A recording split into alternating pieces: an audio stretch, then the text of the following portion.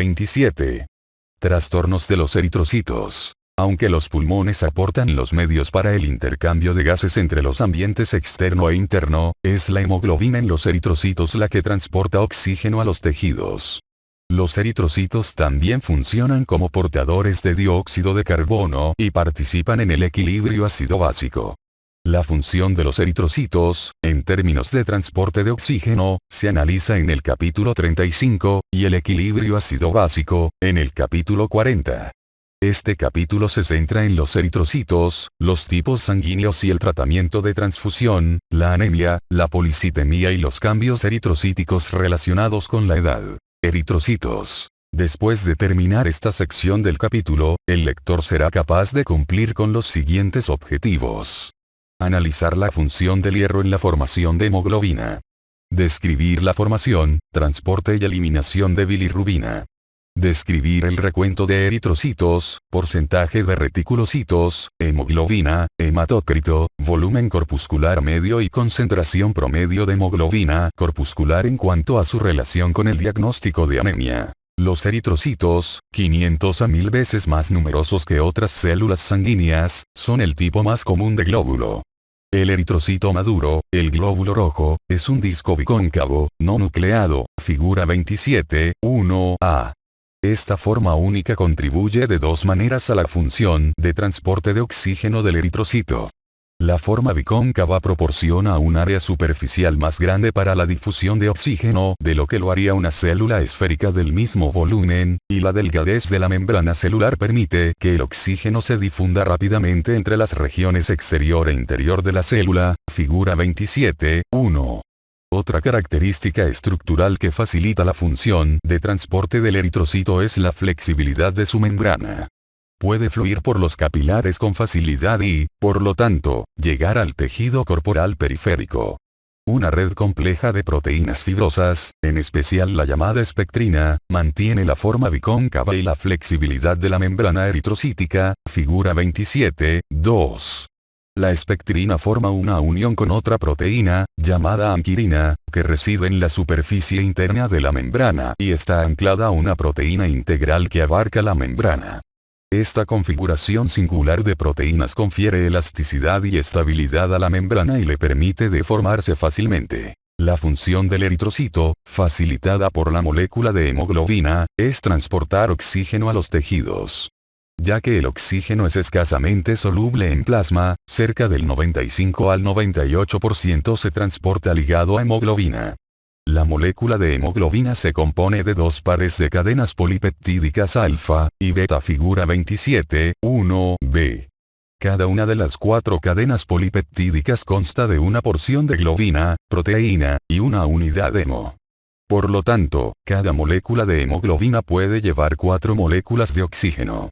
La hemoglobina es un pigmento natural. Por su contenido de hierro, se ve rojiza cuando el oxígeno se une y tiene un matiz azulado cuando se desoxigena.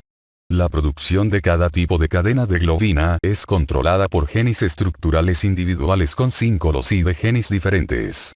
Las mutaciones, que pueden ocurrir en cualquier parte de estos 5 loci, han originado más de 550 tipos de moléculas de hemoglobina anómalas. Los dos tipos principales de hemoglobina normal son hemoglobina adulta y hemoglobina fetal. La hemoglobina adulta consta de un par de cadenas alfa y un par de cadenas beta. La hemoglobina fetal es la hemoglobina predominante en el feto desde el 3er hasta el 9º mes de gestación. Tiene un par de cadenas gamma, que sustituyen a las cadenas alfa.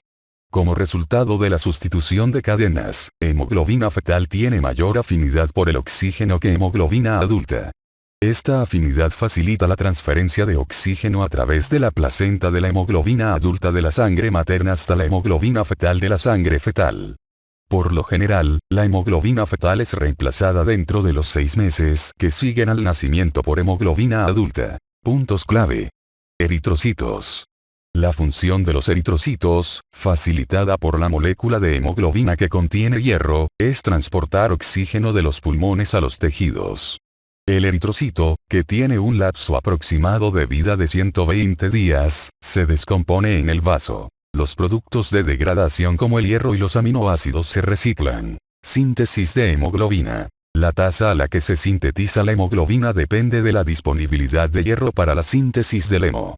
Una insuficiencia de hierro produce cantidades relativamente pequeñas de hemoglobina en los eritrocitos. La cantidad de hierro en el cuerpo es cercana a 2 gramos en las mujeres y hasta 6 gramos en los hombres. El hierro corporal se encuentra en varios compartimientos. La mayor parte del hierro, casi el 80%, forma un complejo con hemo en la hemoglobina, con pequeñas cantidades en la mioglobina del músculo, los citocromos y otras enzimas que contienen hierro. El otro 20% se almacena en la médula ósea, el hígado, el vaso y otros órganos. El hierro en el compartimiento de hemoglobina se recicla. Cuando los eritrocitos envejecen y se destruyen en el vaso, el hierro de su hemoglobina se libera hacia la circulación y vuelve a la médula ósea para incorporarse en nuevos eritrocitos o va al hígado y otros tejidos para su almacenamiento. El hierro de la dieta también ayuda a mantener las reservas corporales. El hierro, que se obtiene sobre todo de la carne, se absorbe en el intestino delgado, en particular el duodeno, figura 27.3. Cuando las reservas corporales de hierro se agotan o la eritropoiesis se estimula, la absorción se incrementa. En la sobrecarga de hierro, la excreción del mismo se acelera. En condiciones normales, parte del hierro es secuestrado en las células epiteliales intestinales y se pierde por las heces cuando estas células se eliminan. El hierro absorbido entra en la circulación, donde se combina de inmediato con una beta-globulina, la apotransferrina, para formar transferrina, que después es transportada en el plasma. Desde el plasma, el hierro puede depositarse en tejidos como los del hígado, donde se almacena como ferritina, un complejo proteína-hierro, que puede volver a la circulación con facilidad. Las concentraciones de ferritina sérica, que pueden medirse en el laboratorio, proporcionan un índice de las reservas de hierro corporal. Clínicamente, la reducción de las concentraciones de ferritina indica la necesidad de prescribir complementos de hierro como el sulfato ferroso. La transferrina también puede aportar hierro al eritrocito en desarrollo en la médula ósea al unirse a los receptores de membrana. Este hierro es captado por el eritrocito en desarrollo, que lo utiliza en la síntesis de hemo. La producción de eritrocitos. La eritropoiesis se refiere a la producción de eritrocitos. Después del nacimiento, los glóbulos rojos se sintetizan en la médula ósea roja. Hasta los 5 años de edad, casi todos los huesos producen glóbulos rojos para satisfacer las necesidades de crecimiento de un niño, tras lo cual la actividad de la médula ósea disminuye de modo gradual. Después de los 20 años de edad, la producción de eritrocitos tiene lugar principalmente en los huesos membranosos de las vértebras, el esternón, las costillas y la pelvis. Con esta reducción de actividad, la médula ósea es sustituida por médula ósea amarilla adiposa. Los eritrocitos se derivan de células precursoras llamadas eritroblastos, que se forman de modo continuo a partir de las células madre pluripotenciales en la médula ósea, figura 27.4. Los precursores de eritrocitos pasan por una serie de divisiones, cada una de las cuales produce una célula más pequeña conforme el desarrollo hacia eritrocitos maduros continúa. La síntesis de hemoglobina comienza en la etapa temprana de eritroblasto y sigue hasta que la célula se convierte en un eritrocito maduro. Durante su transformación de normoblasto en reticulocito, el eritrocito acumula hemoglobina conforme el núcleo se condensa y por último se pierde. El periodo desde la célula madre hasta el surgimiento del reticulocito en la circulación suele tomar alrededor de una semana. La maduración de reticulocito en eritrocito lleva casi de 24 a 48 horas. Durante este proceso, el glóbulo rojo pierde sus mitocondrias y ribosomas, junto con su capacidad para producir hemoglobina y participar en el metabolismo oxidativo. La mayor parte de eritrocitos en maduración entra en la sangre como reticulocitos. Alrededor del 1% del complemento total del cuerpo de eritrocitos se genera en la médula ósea cada día y por lo tanto el recuento de reticulocitos es un índice de la actividad eritropoyética de dicha médula. La mayor parte de la eritropoiesis está gobernada por las necesidades tisulares de oxígeno. Cualquier padecimiento que cause una disminución de la cantidad de oxígeno que se transporta en la sangre produce un incremento de la producción de glóbulos rojos. El contenido de oxígeno de la sangre no actúa directamente en la médula ósea para estimular a la producción de eritrocitos. En cambio, las células peritubulares de los riñones detectan el contenido reducido de oxígeno y entonces producen una hormona llamada eritropoyetina. En condiciones normales, cerca del 90% de toda la eritropoyetina es producida por los riñones y el restante 10% se forma en el hígado. Aunque la eritropoyetina es el regulador clave de la eritropoiesis, diversos factores de crecimiento, como el factor estimulador de colonias de granulocitos macrófagos y el factor 1 de crecimiento similar a insulina, participan en las primeras etapas de la eritropoiesis. La eritropoyetina actúa sobre todo en las etapas posteriores de la eritropoiesis para inducir a las unidades formadoras de colonias de eritrocitos a proliferar y madurar desde la etapa de normoblasto hacia reticulocitos y eritrocitos maduros. En ausencia de eritropoyetina, como en la insuficiencia renal, la hipoxia tiene poco o ningún efecto en la producción de eritrocitos. La eritropoyetina humana puede producirse mediante tecnología recombinante de ácido desoxirribonucleico. Se emplea para el manejo de la anemia en casos de insuficiencia renal crónica, para anemias inducidas por quimioterapia en personas con tumores malignos y en el tratamiento de la anemia en individuos infectados por el virus de inmunodeficiencia humana. Como los eritrocitos se liberan hacia la sangre como reticulocitos, el porcentaje de estas células es mayor cuando hay un marcado incremento de la producción de eritrocitos. En algunas formas graves de anemia, los reticulocitos, casi siempre alrededor del 1%, podrían constituir un 30% del recuento total de eritrocitos.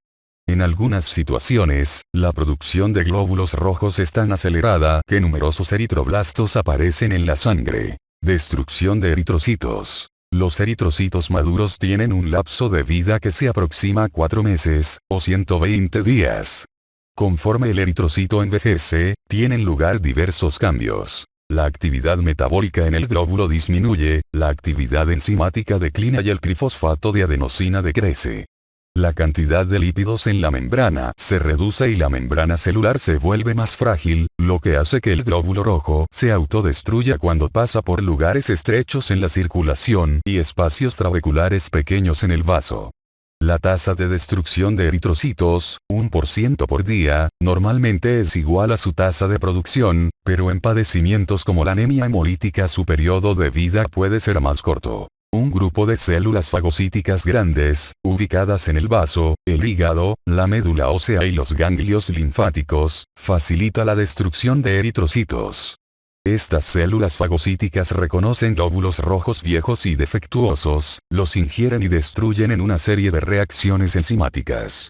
Durante estas reacciones, los aminoácidos de las cadenas de globina y el hierro de las unidades hemo se salvan y reutilizan, figura 27, 5. La mayor parte de la unidad hemo se convierte en bilirrubina, el pigmento de la bilis, que es insoluble en plasma y se une a proteínas plasmáticas de transporte. La bilirrubina es eliminada de la sangre por el hígado y se conjuga con glucurónido para hacerse hidrosoluble y poder excretarse en la bilis. La eliminación excesiva de bilirrubina en la bilis, debido a un aumento de la destrucción de eritrocitos, puede conducir al desarrollo de cálculos biliares de bilirrubina. La forma insoluble en plasma de la bilirrubina se denomina bilirrubina no conjugada, mientras que la forma hidrosoluble se denomina bilirrubina conjugada. Las concentraciones séricas de bilirrubina conjugada y no conjugada pueden medirse en el laboratorio y se reportan como directa e indirecta, respectivamente. Si la destrucción de glóbulos rojos y la consiguiente producción de bilirrubina son excesivas, se acumula bilirrubina no conjugada en la sangre, lo que da como resultado una decoloración amarilla en la piel, llamada ictericia. Cuando la destrucción de eritrocitos tiene lugar en la circulación, como en la anemia hemolítica, la hemoglobina permanece en el plasma. El plasma contiene una proteína de enlace a hemoglobina llamada aptoglobina. Otras proteínas plasmáticas, como la albúmina, también pueden unirse a la hemoglobina. Con la destrucción intravascular extensa de eritrocitos, las concentraciones de hemoglobina podrían exceder la capacidad de enlace de la aptoglobina y otras proteínas plasmáticas. Cuando esto sucede, la hemoglobina libre aparece en la sangre, es decir, hemoglobinemia, y se excreta en la orina, es decir, hemoglobinuria. ya que puede ocurrir destrucción excesiva de eritrocitos en las reacciones a transfusión hemolítica. Las muestras de orina se prueban para detectar hemoglobina libre después de una reacción a transfusión. Metabolismo de eritrocitos y oxidación de hemoglobina. El eritrocito, que carece de mitocondria, depende de la glucosa y de la vía glucolítica para satisfacer sus necesidades metabólicas. El metabolismo anaeróbico de la glucosa, mediado por enzimas, genera el trifosfato de adenosina necesario para la función normal de la membrana y el transporte de iones. El agotamiento de glucosa y la insuficiencia funcional de alguna de las enzimas glucolíticas conducen a la muerte súbita del eritrocito. Una ramificación de la vía glucolítica es la producción de 2,3-difosfoglicerato, que se une a la molécula de hemoglobina y reduce su afinidad por el oxígeno, facilitando así la liberación de oxígeno a nivel tisular. Condiciones de hipoxia crónica, como la enfermedad pulmonar crónica, la anemia y vivir en lugares de gran altitud, se acompañan de un incremento en la concentración de 2,3-difosfoglicerato. Ciertas sustancias químicas, por ejemplo, nitratos y sulfatos, y fármacos que oxidan la hemoglobina a una forma inactiva interrumpen su oxidación, la combinación de hemoglobina con oxígeno. El ion nitrito reacciona con la hemoglobina para producir metahemoglobina, que tiene una baja afinidad por el oxígeno. Dosis grandes de nitritos pueden producir concentraciones altas de metahemoglobina, lo que causa pseudocianosis e hipoxia tisular. Por ejemplo, el nitrato de sodio, utilizado para curar carnes, puede producir metahemoglobina cuando se ingiere en grandes cantidades. Durante la lactancia materna, la flora intestinal puede convertir cantidades significativas de nitrato inorgánico, por ejemplo, de agua de pozo, en nitrito. Una insuficiencia hereditaria de deshidrogenasa de glucosa, 6-fosfato predispone a la desnaturalización oxidativa de la hemoglobina, con lesión y lisis resultantes de los eritrocitos. La insuficiencia de deshidrogenasa de glucosa, 6-fosfato es una anemia que se ve con mucha frecuencia en varones de etnia negra. La hemólisis suele ser consecuencia del estrés oxidativo generado por una infección o exposición a ciertos fármacos o alimentos. Pruebas de laboratorio. Los eritrocitos pueden estudiarse en una muestra de sangre, tabla 27.1. En el laboratorio, los contadores automatizados de elementos formes proporcionan rápidamente mediciones exactas del contenido de glóbulos rojos e índices celulares. El recuento de eritrocitos mide la cantidad total de eritrocitos en un microlitro de sangre. El porcentaje de reticulocitos, que en condiciones normales se aproxima al 1%, provee un índice de la tasa de producción de glóbulos rojos. La hemoglobina, gramos por decilitro o 100 mililitros de sangre, mide el contenido de hemoglobina en la sangre. Los componentes sanguíneos principales son la masa eritrocítica y el volumen plasmático. El hematócrito mide la masa de glóbulos rojos en un volumen plasmático de 10 mililitros. Para determinar el hematócrito, se coloca una muestra de sangre en un tubo de vidrio, el cual se centrifuga para separar las células del plasma. El hematócrito puede ser decepcionante porque varía con la cantidad de líquido extracelular. Se incrementa con la deshidratación y disminuye con la expansión excesiva del volumen de líquido extracelular, figura 27.6. Los índices eritrocíticos se usan para diferenciar tipos de anemias por tamaño o color de los glóbulos rojos. El volumen corpuscular promedio refleja el volumen o tamaño de los eritrocitos. El volumen corpuscular promedio disminuye en la anemia microcítica, glóbulo pequeño, y aumenta en la anemia macrocítica, glóbulo grande. Algunas anemias son normocíticas, es decir, los glóbulos son de tamaño o volumen corpuscular promedio normal. La concentración de hemoglobina corpuscular media es la concentración de hemoglobina en cada glóbulo. La hemoglobina explica el color de los eritrocitos. Las anemias se describen como normocrónicas, color o concentración de hemoglobina corpuscular media normal, o hipocrónicas, disminución de color o concentración de hemoglobina corpuscular media.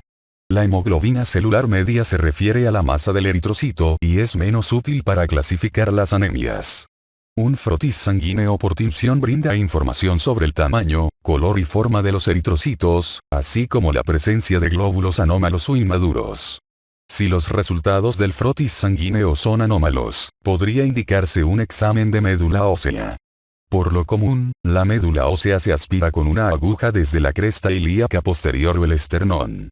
El aspirado se tiñe y observa para determinar la cantidad y madurez de los glóbulos y tipos anómalos. En resumen, el eritrocito aporta los medios para transportar oxígeno desde los pulmones hasta los tejidos.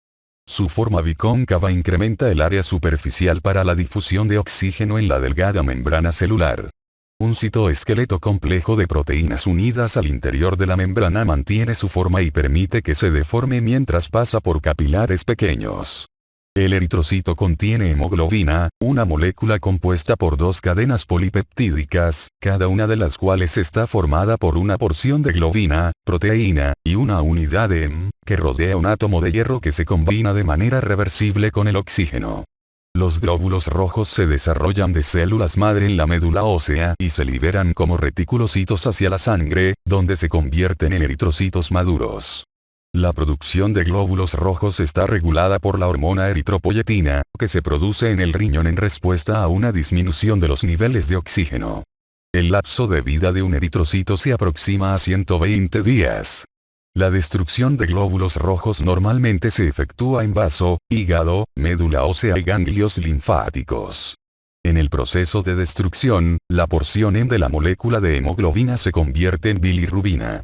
La bilirrubina, que es insoluble en plasma, se une a las proteínas plasmáticas para transportarse en la sangre. Se elimina del cuerpo por el hígado y se conjuga a una forma hidrosoluble para ser excretada en la bilis. El eritrocito, que carece de mitocondria, depende de la glucosa y la vía glucolítica para satisfacer sus necesidades metabólicas. El producto final de la vía glucolítica, 2,3-difosfoglicerato, incrementa la liberación de oxígeno hacia los tejidos durante las condiciones de hipoxia al reducir la afinidad de la hemoglobina hacia el oxígeno. En el laboratorio, los contadores automáticos proporcionan rápidamente mediciones exactas del recuento de eritrocitos e índices globulares. Un frotis de sangre por tinción brinda información acerca del tamaño, color y forma de los glóbulos rojos y la presencia de glóbulos inmaduros o anómalos.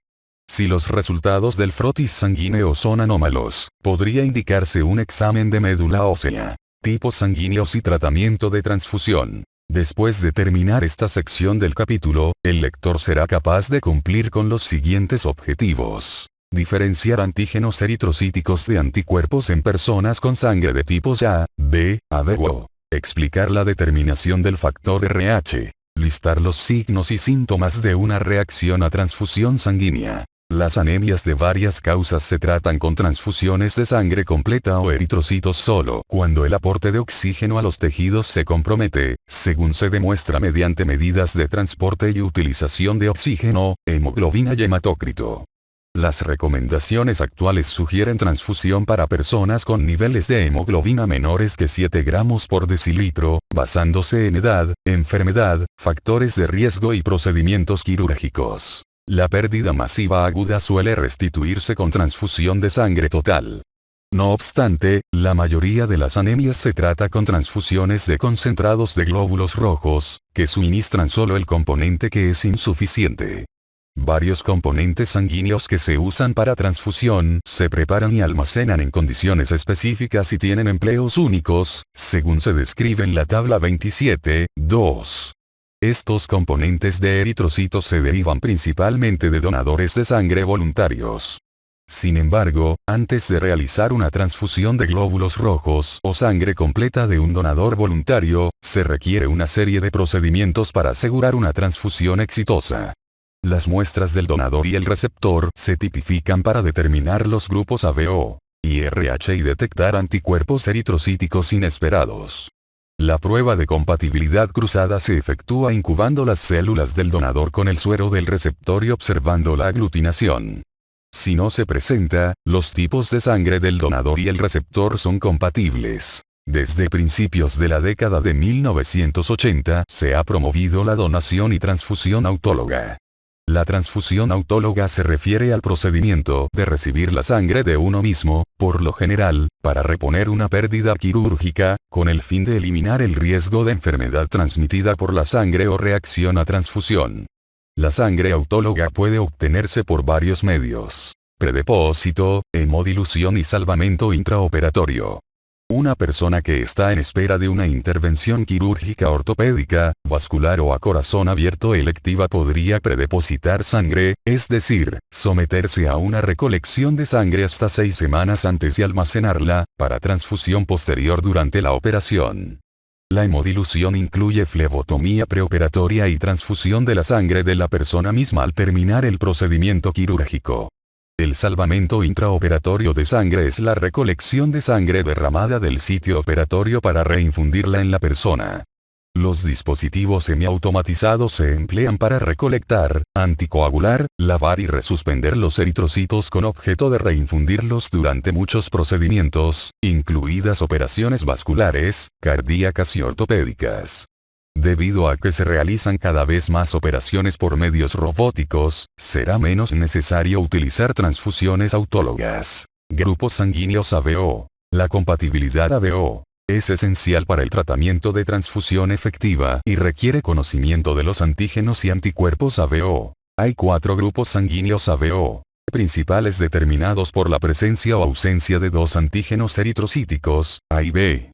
Las personas que no tienen ninguno de los antígenos A y B se clasifican como poseedores de sangre tipo O. Aquellas con antígenos A se clasifican como de sangre tipo A. Las que tienen antígenos B, como de sangre tipo B. Y las que tienen los antígenos A y B, como sangre tipo AB, tabla 27, 3.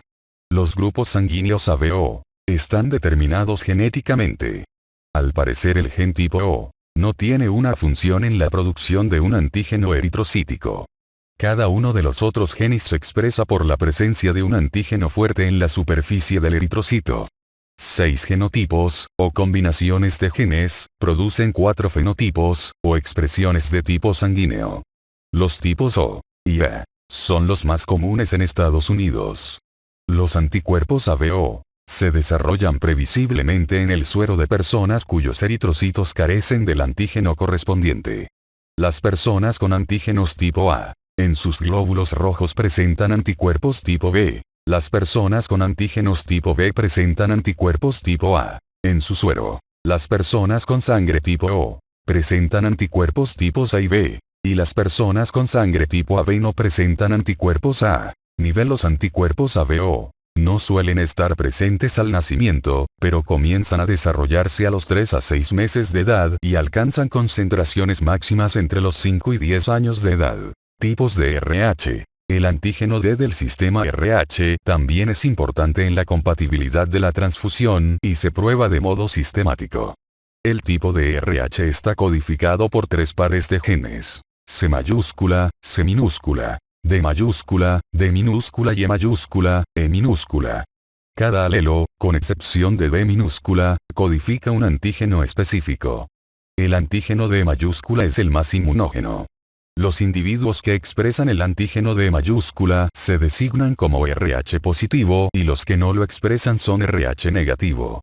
A diferencia de los anticuerpos séricos para los tipos sanguíneos ABO, que se desarrollan de forma espontánea después del nacimiento, los anticuerpos RH lo hacen después de la exposición a uno o más de los antígenos RH, por lo general a través del embarazo o transfusiones, y persisten durante muchos años. Más del 80% de las personas con RH negativo desarrolla el anticuerpo para el antígeno D mayúscula si se expone a sangre RH positivo. Puesto que lleva varias semanas producir anticuerpos, una reacción puede retrasarse y casi siempre es leve. Si se administran transfusiones posteriores de sangre RH positivo a una persona que se ha sensibilizado, esta podría tener una reacción grave inmediata. Reacciones a transfusión sanguínea. La gravedad de las reacciones a transfusiones sanguíneas enfatiza la necesidad de tomar precauciones extremas cuando se administra sangre. Debido a que la mayoría de las reacciones a transfusión son resultados de errores administrativos o fallos en la identificación, debe tenerse cuidado para identificar de modo correcto al receptor y la fuente de transmisión. Los signos vitales del receptor deben vigilarse antes y durante la transfusión, y es imperativa la observación cuidadosa de los signos de reacción a transfusión. La reacción a transfusión más mortal es la destrucción de los eritrocitos del donador por reacción con el anticuerpo del suero del receptor. La incompatibilidad ABO Suele causar una reacción hemolítica inmediata. Los signos y síntomas de tal reacción incluyen sensación de calor a lo largo de la vena donde se realiza la infusión de sangre, rubor facial, urticaria, cefalea, dolor en el área lumbar, escalofríos, fiebre, dolor torácico opresivo, dolor abdominal por calambre, náuseas, vómito, taquicardia, hipotensión y disnea. Si alguno de estos factores adversos se presenta, la transfusión debe detenerse de inmediato. El acceso a la vena se mantiene porque podría ser necesario infundir por vía intravenosa soluciones para asegurar la diuresis, administrar medicamentos y tomar muestras de sangre. La sangre debe guardarse para realizar estudios y determinar la causa de la reacción. La hemoglobina que se libera de los glóbulos hemolizados del donador se filtra en los glomérulos de los riñones. Dos posibles complicaciones de una reacción a transfusión sanguínea son oliguria y paro renal como resultado de efectos adversos de la hemoglobina filtrada en el flujo tubular renal. La orina debe examinarse para detectar la presencia de hemoglobina, urobilinógeno y eritrocitos. Las reacciones hemolíticas retardadas pueden tener lugar más de 10 días después de la transfusión y son causadas por anticuerpos no detectados en el suero del receptor. La reacción se acompaña de disminución de hematócrito e ictericia, pero casi todos los receptores son asintomáticos. Una reacción febril es la reacción a transfusión más frecuente. Los anticuerpos del receptor dirigidos contra los leucocitos o plaquetas del donador producen escalofríos y fiebre. Las transfusiones de plaquetas que se administran para una hemorragia masiva pueden tener poca o ninguna efectividad si las plaquetas son contaminadas por leucocitos. Se utilizan antipiréticos para tratar esta reacción. Las reacciones febriles futuras podrían evitarse mediante el empleo de sangre con baja concentración de leucocitos.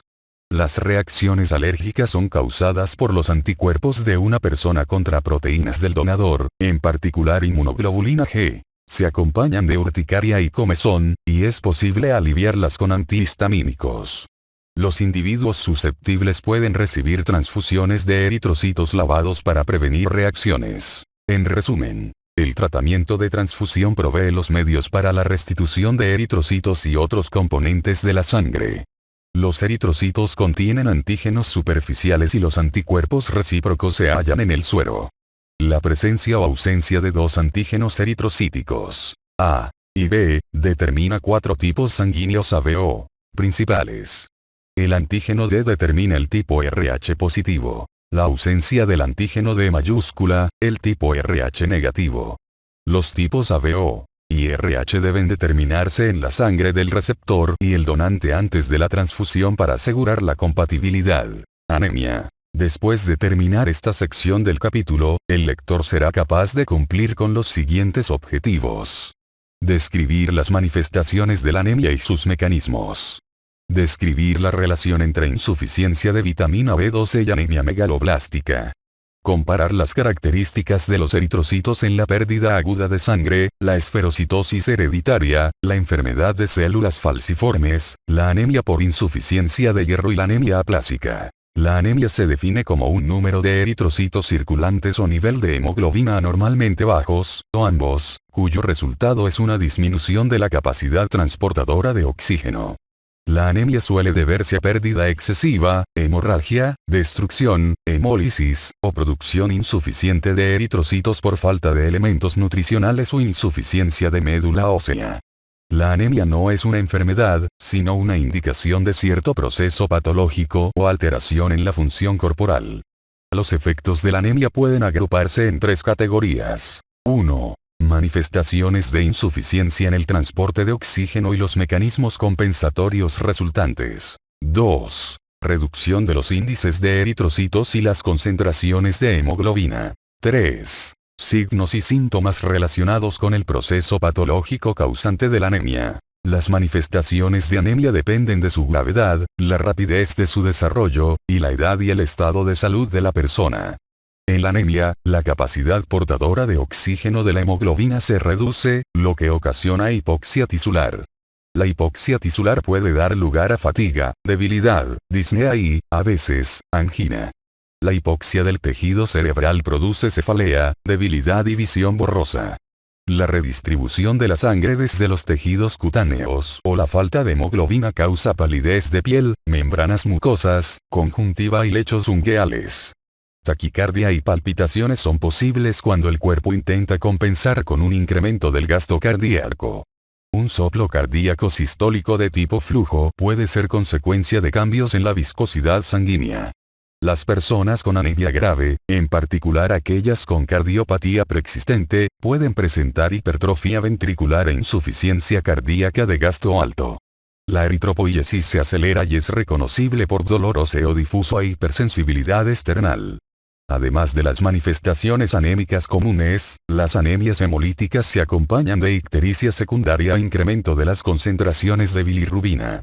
En la anemia aplásica, petequias y púrpura, es decir, manchas hemorrágicas diminutas y áreas púrpuras en la piel causadas por hemorragia de vasos pequeños, son el resultado de la reducción de la función plaquetaria. Las pruebas de laboratorio son útiles para determinar la gravedad y causa de la anemia. El recuento de eritrocitos y las concentraciones de hemoglobina aportan información sobre la gravedad de la anemia, mientras que las características eritrocíticas como tamaño, normocítico, microcítico, macrocítico, color, normocrónico, hipocrónico, y forma a menudo proporcionan información sobre su causa. Figura 27.7. Puntos clave: anemia.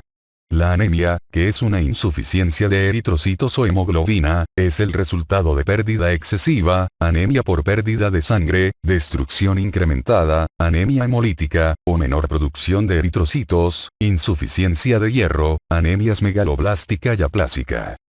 La anemia por pérdida de sangre se caracteriza por pérdida corporal de eritrocitos que contienen hierro. La anemia hemolítica implica destrucción de eritrocitos en la que el hierro es retenido en el cuerpo. Anemia por pérdida de sangre. Las manifestaciones clínicas y eritrocíticas relacionadas con la anemia por pérdida de sangre dependen de la tasa de hemorragia y de si la pérdida es interna o externa. Con la pérdida rápida de sangre, puede haber shock y colapso circulatorio. Con la anemia que se desarrolla más lentamente, la cantidad de masa eritrocítica perdida puede alcanzar el 50% sin que se observen signos y síntomas. Los efectos de la pérdida aguda de sangre se deben sobre todo a la pérdida de volumen intravascular, que puede ocasionar colapso y shock cardiovascular. Una disminución del recuento de eritrocitos, hematocrito y hemoglobina es causada por hemodilución resultante del movimiento de líquido hacia el compartimiento vascular. Al principio, los eritrocitos son de tamaño y color normales, normocíticos, normocrómicos. La hipoxia secundaria a la pérdida sanguínea estimula la proliferación de células madre eritroides comprometidas en la médula ósea. Toma alrededor de 5 días para que la progenie de células madre se diferencie por completo, un fenómeno marcado por el aumento de reticulocitos en la sangre. Si la hemorragia se controla y existen reservas de hierro suficientes, la concentración de glóbulos rojos vuelve a lo normal en 3 a 4 semanas. La hemorragia externa produce pérdida de hierro y posible insuficiencia del mismo, lo cual puede retrasar el restablecimiento de los recuentos de eritrocitos. La pérdida crónica de sangre no afecta el volumen sanguíneo, pero origina anemia por insuficiencia de hierro cuando las reservas de este se agotan. La hemorragia gastrointestinal y los trastornos menstruales a menudo la causan. Como resultado de los mecanismos compensatorios, las personas suelen estar asintomáticas hasta que la concentración de hemoglobina es menor de 8 gramos por decilitro. Los glóbulos rojos que se producen tienen muy poca hemoglobina, lo que conduce a anemia hipocrónica microcítica, figura 27.7. Anemias hemolíticas. La anemia hemolítica se caracteriza por destrucción prematura de eritrocitos, retención corporal de hierro y otros productos de la destrucción de hemoglobina, incremento de la eritropoiesis. Casi todos los tipos de anemia hemolítica se distinguen por eritrocitos normocíticos y normocrómicos. Debido al corto lapso de vida del eritrocito, la médula ósea suele ser hiperactiva, con un resultante mayor número de reticulocitos en la sangre circulante. Al igual que con otros tipos de anemias, la persona se fatiga con facilidad, experimenta disnea y otros signos y síntomas de transporte insuficiente de oxígeno. En la anemia hemolítica, el eritrocito se desintegra dentro o fuera del compartimiento vascular. La hemólisis intravascular es menos frecuente y se debe a la fijación de complemento en reacciones a transfusiones, lesiones mecánicas y factores tóxicos. Se caracteriza por hemoglobinemia, hemoglobinuria, ictericia y hemosideриnuria. La hemólisis extravascular tiene lugar cuando los glóbulos rojos se vuelven menos deformables, lo que dificulta su paso por los sinusoides esplénicos. Los macrófagos secuestran y fagocitan eritrocitos anómalos en el vaso. Las manifestaciones de hemólisis extravascular incluyen anemia e ictericia. Otra clasificación de la anemia hemolítica se basa en si la causa es intrínseca o extrínseca. Las causas intrínsecas comprenden defectos de la membrana eritrocítica, las distintas hemoglobinopatías y defectos enzimáticos heredados. Dos tipos principales de hemoglobinopatías pueden causar hemólisis de eritrocitos. La sustitución anómala de un aminoácido en la molécula de hemoglobina, como en la enfermedad de células falciformes, y la síntesis defectuosa de una de las cadenas polipeptídicas que forman la porción globina de la hemoglobina, como en las talasemias. Factores externos al eritrocito, como fármacos, toxinas bacterianas y otras, anticuerpos y traumatismos físicos causan las formas extrínsecas o adquiridas de la anemia hemolítica. Aunque todos estos factores pueden ocasionar destrucción prematura o acelerada de eritrocitos, no pueden tratarse de la misma forma. Algunos responden a esplenectomía, otros a tratamiento con hormonas corticoesteroides y otros no desaparecen hasta que el trastorno primario se corrige. Anemias hemolíticas heredadas. Existe también un grupo de anemias hemolíticas heredadas, como la anemia de células falciformes, la talasemia y la esferocitosis hereditaria. Las personas que heredan una de estas anemias pueden tener manifestaciones clínicas muy diferentes, de acuerdo con su genotipo. De hecho, una persona podría tener enfermedad aguda o pocas o ninguna manifestación clínica. Esferocitosis hereditaria. La esferocitosis hereditaria se transmite principalmente como un rasgo autosómico dominante y es el trastorno heredado más común de la membrana eritrocítica. El trastorno es causado por anomalías de espectrina, anquirina, proteína 4,2 o proteínas de membrana banda 3 que conducen a pérdida gradual de la superficie de la membrana. La pérdida de membrana con respecto al citoplasma hace que la célula pierda su capa lipídica del citoesqueleto eritrocítico. El glóbulo rojo adquiere una forma esférica y no puede atravesar con facilidad el vaso. La mayoría de los eritrocitos pierde gradualmente más de su membrana superficial y muere. Los signos clínicos son variables, pero, por lo general, incluyen anemia hemolítica leve, ictericia, esplenomegalia y cálculos de bilirrubina. Una crisis aplásica que pone en riesgo la vida puede presentarse cuando una interrupción repentina de la producción de eritrocitos, a menudo por un parvovirus B19, ocasiona una caída rápida del hematócrito y el nivel de hemoglobina. El trastorno suele tratarse con esplenectomía para disminuir la destrucción de eritrocitos.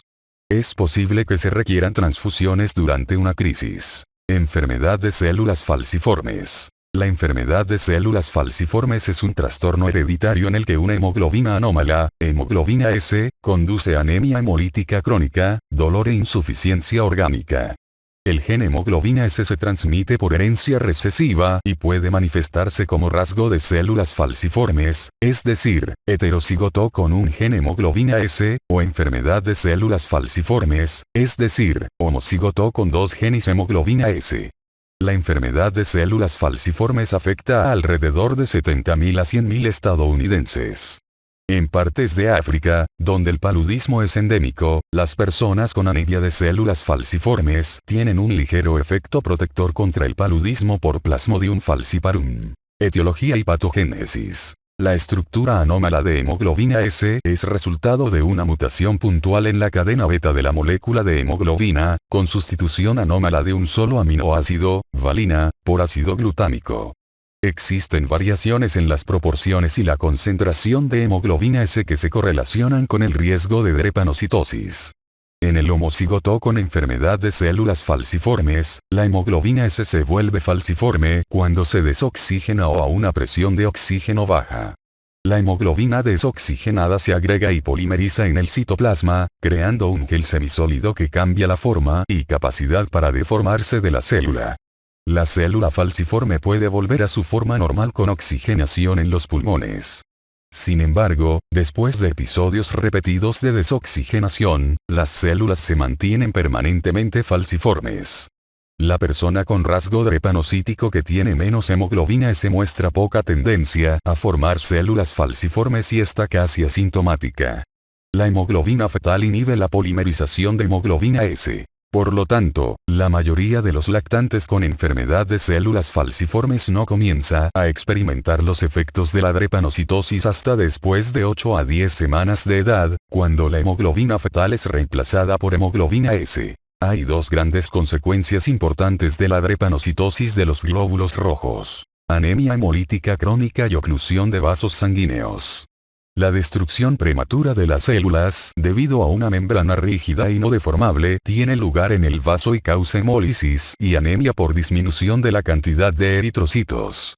La oclusión vascular es un proceso complejo que implica la interacción entre células falciformes, células endoteliales, leucocitos, plaquetas y otras proteínas plasmáticas.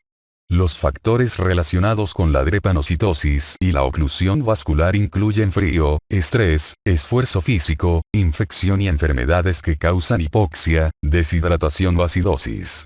La concentración de hemoglobina en la célula afecta la tasa de polimerización de hemoglobina S. La deshidratación incrementa la concentración de hemoglobina y contribuye a la polimerización y drepanocitosis resultante. La acidosis reduce la afinidad de la hemoglobina por el oxígeno y da como resultado más hemoglobina desoxigenada y drepanocitosis creciente. Manifestaciones clínicas. Los individuos que son homocigotos para el gen hemoglobina S experimentan anemia hemolítica grave, hiperbilirrubinemia crónica y crisis vaso-oclusivas. La hiperbilirrubinemia resultante de los productos de descomposición de la hemoglobina a menudo conduce a ictericia y producción de cálculos de pigmento en la vesícula biliar. La oclusión del vaso sanguíneo causa la mayor parte de las complicaciones graves. Un episodio de dolor agudo es consecuencia de oclusión vascular y la hipoxia puede presentarse de modo repentino en casi cualquier parte del cuerpo. Por lo general, la obstrucción por células falciformes tiene lugar en el abdomen, tórax, huesos y articulaciones. Muchas áreas pueden afectarse de forma simultánea. Los infartos secundarios al flujo sanguíneo lento pueden causar daño crónico a hígado, vaso, corazón, riñones, retina y otros órganos. Figura 27.9. El síndrome torácico agudo es una neumonía atípica consecuencia de infarto pulmonar. El síndrome puede ocasionar insuficiencia respiratoria crónica y es una causa principal de muerte en la enfermedad de células falciformes. Es posible que los niños experimenten retraso del crecimiento y susceptibilidad a osteomielitis. Las crisis óseas dolorosas pueden deberse a infartos de la médula de los huesos de manos y pies, que producen hinchazón de esas extremidades. Ataque isquémico transitorio o hemorragia cerebral pueden preceder al accidente cerebrovascular. El vaso es especialmente susceptible al daño por hemoglobina S. Debido al flujo sanguíneo lento del vaso y la tensión de oxígeno baja, la hemoglobina en los eritrocitos que atraviesan el vaso se desoxigena, causando isquemia. La lesión esplénica comienza en la infancia temprana, se caracteriza por congestión intensa y suele ser asintomática. La congestión causa asplenia funcional y predispone a infecciones que ponen en riesgo la vida por microorganismos encapsulados, incluidos Streptococcus pneumoniae, Haemophilus influenzae tipo B y especies de Klebsiella. Los neonatos y niños pequeños no han tenido tiempo de crear anticuerpos para estos microorganismos y dependen del vaso para su remoción. En ausencia del anticuerpo específico para los antígenos capsulares polisacáridos de estos microorganismos, la actividad esplénica es esencial para eliminar estos microorganismos cuando entran a la sangre. Diagnóstico y detección. El diagnóstico neonatal de la enfermedad de células falciformes se establece con base en hallazgos clínicos y resultados de solubilidad de hemoglobina, que se confirman con electroforesis de hemoglobina. En Estados Unidos, se han puesto en práctica programas de tamizaje para identificar a recién nacidos con enfermedad de células falciformes y otras hemoglobinopatías. Las muestras de sangre del cordón umbilical o punción del talón se someten a electroforesis para separar la hemoglobina fetal de la pequeña cantidad de hemoglobina adulta y hemoglobina S. Otras hemoglobinas pueden detectarse y cuantificarse con una evaluación de laboratorio más a fondo. En muchos estados es obligatoria la detección de todos los recién nacidos, sin importar el origen étnico. Tratamiento. No hay cura conocida para la enfermedad de células falciformes. Por lo tanto, las estrategias terapéuticas se enfocan en la prevención de episodios de drepanocitosis, el control de síntomas y el tratamiento de complicaciones. Se recomienda que la persona evite situaciones que precipitan episodios drepanocíticos, como infecciones, exposición al frío, ejercicio físico intenso, acidosis y deshidratación. Las infecciones se tratan de manera agresiva y podrían requerirse transfusiones sanguíneas en una crisis o administrarse crónicamente en la enfermedad grave. La mayoría de los niños con enfermedad de células falciformes está en riesgo de septicemia por microorganismos encapsulados durante los primeros 3 años de vida.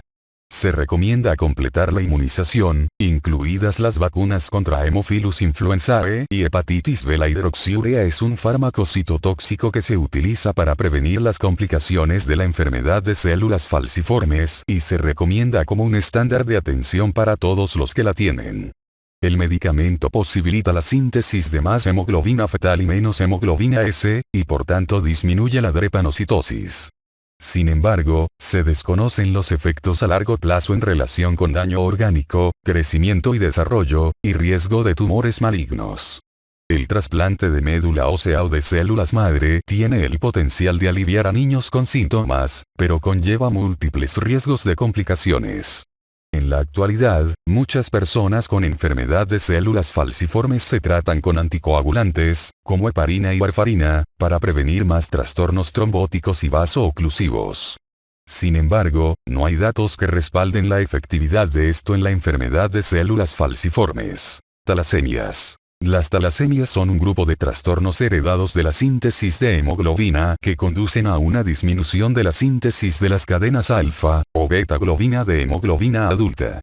Las beta-talasemias son causadas por síntesis insuficiente de la cadena beta y las alfa-talasemias por síntesis insuficiente de la cadena alfa.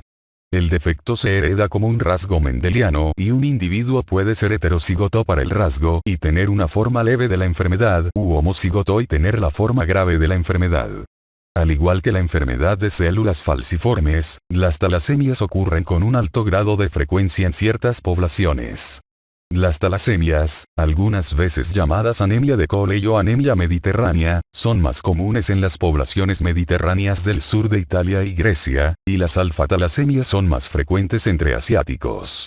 Tanto la beta-talasemia como la alfa-talasemia son comunes en africanos y estadounidenses de ascendencia africana. 2 factores contribuyen a la anemia que acompaña a la talasemia: hemoglobina intracelular baja, hipocromía, por reducción de la síntesis de la cadena afectada acoplada con producción continua y acumulación de la cadena de globina no afectada.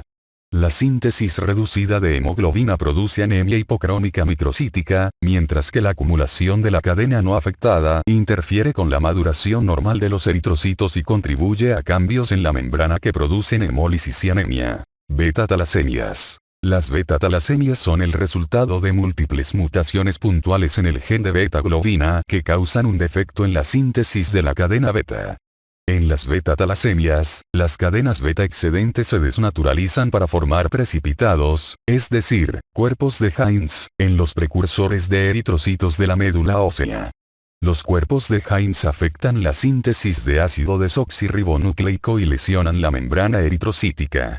Los precursores de eritrocitos gravemente afectados se destruyen en la médula ósea. Los que escapan de la muerte intramedular tienen mayor riesgo de morir en el vaso.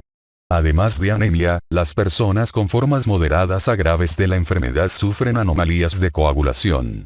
Las manifestaciones clínicas de las beta-talasemias dependen de la gravedad de la anemia. El resultado de la presencia de un gen normal en individuos heterocigotos, talasemia menor, suele ser síntesis normal suficiente de hemoglobina para prevenir anemia grave. Los que son homocigotos para el rasgo, talasemia mayor, tienen anemia grave dependiente de transfusión sanguínea que se evidencia a los 6 a 9 meses de edad, cuando la hemoglobina cambia de hemoglobina fetal a hemoglobina adulta. Si el tratamiento de transfusión no se inicia en las primeras etapas de la vida, los niños con el trastorno presentan retraso grave del crecimiento. En la beta-talasemia grave, la anemia marcada producida por hematopoiesis inefectiva y hemólisis origina mayor secreción de eritropoyetina e hiperplasia en la médula ósea y sitios de hematopoiesis extramedulares. La masa de médula eritropoyética creciente invade la corteza ósea, afecta la médula ósea y produce otras anomalías óseas. Hay adelgazamiento del hueso cortical, con nueva formación ósea evidente en los huesos maxilar y frontal de la cara, es decir, cara de ardilla. Los huesos largos, las costillas y vértebras pueden volverse vulnerables a fracturas por osteoporosis u osteopenia, lo que contribuye al incremento de la morbilidad en las personas mayores. El agrandamiento del vaso, esplenomegalia, y el hígado, hepatomegalia, es consecuencia de hematopoiesis extramedular e incremento de la destrucción de eritrocitos. La sobrecarga de hierro es una complicación mayor de la beta-talasemia. Las reservas excesivas de hierro, que se acumulan por absorción en la dieta incrementada y transfusiones repetidas, se depositan en el miocardio, el hígado y los órganos endocrinos e inducen daño orgánico. Las enfermedades cardíacas, hepáticas y endocrinas son causas frecuentes de morbilidad y mortalidad por sobrecarga de hierro. Las transfusiones regulares de sangre para mantener los niveles de hemoglobina en 9 a 10 gramos por decilitro mejoran el crecimiento y desarrollo, y previenen la mayoría de las complicaciones. El tratamiento de quelación del hierro puede reducir la sobrecarga y extender la esperanza de vida. El trasplante de células madre es un posible tratamiento para personas con bajo riesgo, en particular jóvenes sin complicaciones de la enfermedad o su tratamiento, y da excelentes resultados. En el futuro, el reemplazo de genes de células madre podría constituir un tratamiento para muchos con la enfermedad. Alfa-talasemias. Las alfa-talasemias son causadas por la eliminación de un gen que ocasiona la síntesis defectuosa de la cadena alfa. La síntesis de las cadenas de alfa-globina de la hemoglobina es controlada por 2 pares o 4 genes. Por consiguiente, la alfa-talasemia muestra gran variación en su gravedad relacionada con el número de eliminaciones génicas. Los portadores silenciosos con eliminación de un solo gen de alfa-globina son asintomáticos y aquellos con eliminación de 2 genes tienen el rasgo de alfa-talasemia y exhiben anemia hemolítica leve. La eliminación de 3 de los 4 genes de la cadena alfa origina agregados inestables de cadenas beta llamados hemoglobina H. Este trastorno es la forma clínica más importante y es común en asiáticos. Las cadenas beta son más solubles que las cadenas alfa y su acumulación es menos tóxica para los eritrocitos, por lo que se afectan los eritrocitos senescentes y no los precursores. La mayoría de personas con hemoglobina H tiene anemia hemolítica crónica moderada y puede requerir transfusiones de sangre en tiempos de fiebre o enfermedad, o con ciertos medicamentos. La forma más grave de la alfa-talasemia se observa en lactantes en los que los 4 genes de alfa-globina se eliminaron y se llama síndrome de hidropesía fetal. Tal defecto produce una molécula de hemoglobina BART, que se forma exclusivamente de las cadenas de hemoglobina fetal. Hemoglobina BART, que tiene una afinidad extremadamente alta por el oxígeno, no puede liberar oxígeno en los tejidos. El síndrome de hidropesía fetal suele causar la muerte en el útero poco después del nacimiento. Defectos enzimáticos heredados. El defecto enzimático heredado más común que produce anemia hemolítica es una deficiencia de deshidrogenasa de glucosa, 6-fosfato. El gen que determina esta enzima se localiza en el cromosoma X y el defecto se expresa solo en varones y mujeres homocigotas. Hay múltiples variantes genéticas de este trastorno, que se encuentran en todas las poblaciones, pero en particular en grupos africanos y mediterráneos. El trastorno hace más vulnerables los eritrocitos a oxidantes y causa oxidación directa de hemoglobina en metahemoglobina, que no puede transportar oxígeno, y desnaturalización de la molécula de hemoglobina para formar cuerpos de Heinz, que se precipitan en el eritrocito. La hemólisis suele presentarse cuando los eritrocitos dañados se mueven por los vasos estrechos del vaso, causando hemoglobinemia, hemoglobinuria e ictericia. La hemólisis es de corta duración y tiene lugar 2 a 3 días después del acontecimiento desencadenante. En las personas de etnia afroamericana, el defecto se expresa de manera leve y no se relaciona con anemia hemolítica crónica menos que sea activado por fármacos oxidantes, acidosis o infección. El fármaco antipalúdico primaquina, las sulfonamidas, nitrofurantoína, ácido acetilsalicílico, fenacetina, ciertos quimioterapéuticos y otros fármacos causan hemólisis. Radicales libres generados por fagocitos durante las infecciones también son posibles desencadenantes. El trastorno puede diagnosticarse con un ensayo de deshidrogenasa de glucosa, 6-fosfato o prueba de detección. Anemias hemolíticas adquiridas. Varios factores adquiridos exógenos para el eritrocito producen hemólisis por destrucción directa de la membrana o lisis mediada por anticuerpos. Diversos fármacos, sustancias químicas, toxinas, venenos e infecciones como el paludismo destruyen las membranas de los eritrocitos. La hemólisis también puede ser causada por factores mecánicos como válvulas cardíacas prostéticas, vasculitis y quemaduras graves. Obstrucciones en la microcirculación, como en coagulación intravascular diseminada, púrpura trombocitopénica trombótica y enfermedad renal, pueden traumatizar los glóbulos rojos mediante la producción de turbulencia y gradientes de presión cambiantes. Muchas anemias hemolíticas son inmunomediadas, causadas por anticuerpos que destruyen el eritrocito. Pueden producirse autoanticuerpos en respuesta a fármacos y enfermedades. Los aloanticuerpos provienen de una fuente exógena y producen reacciones a transfusión y enfermedad hemolítica del recién nacido.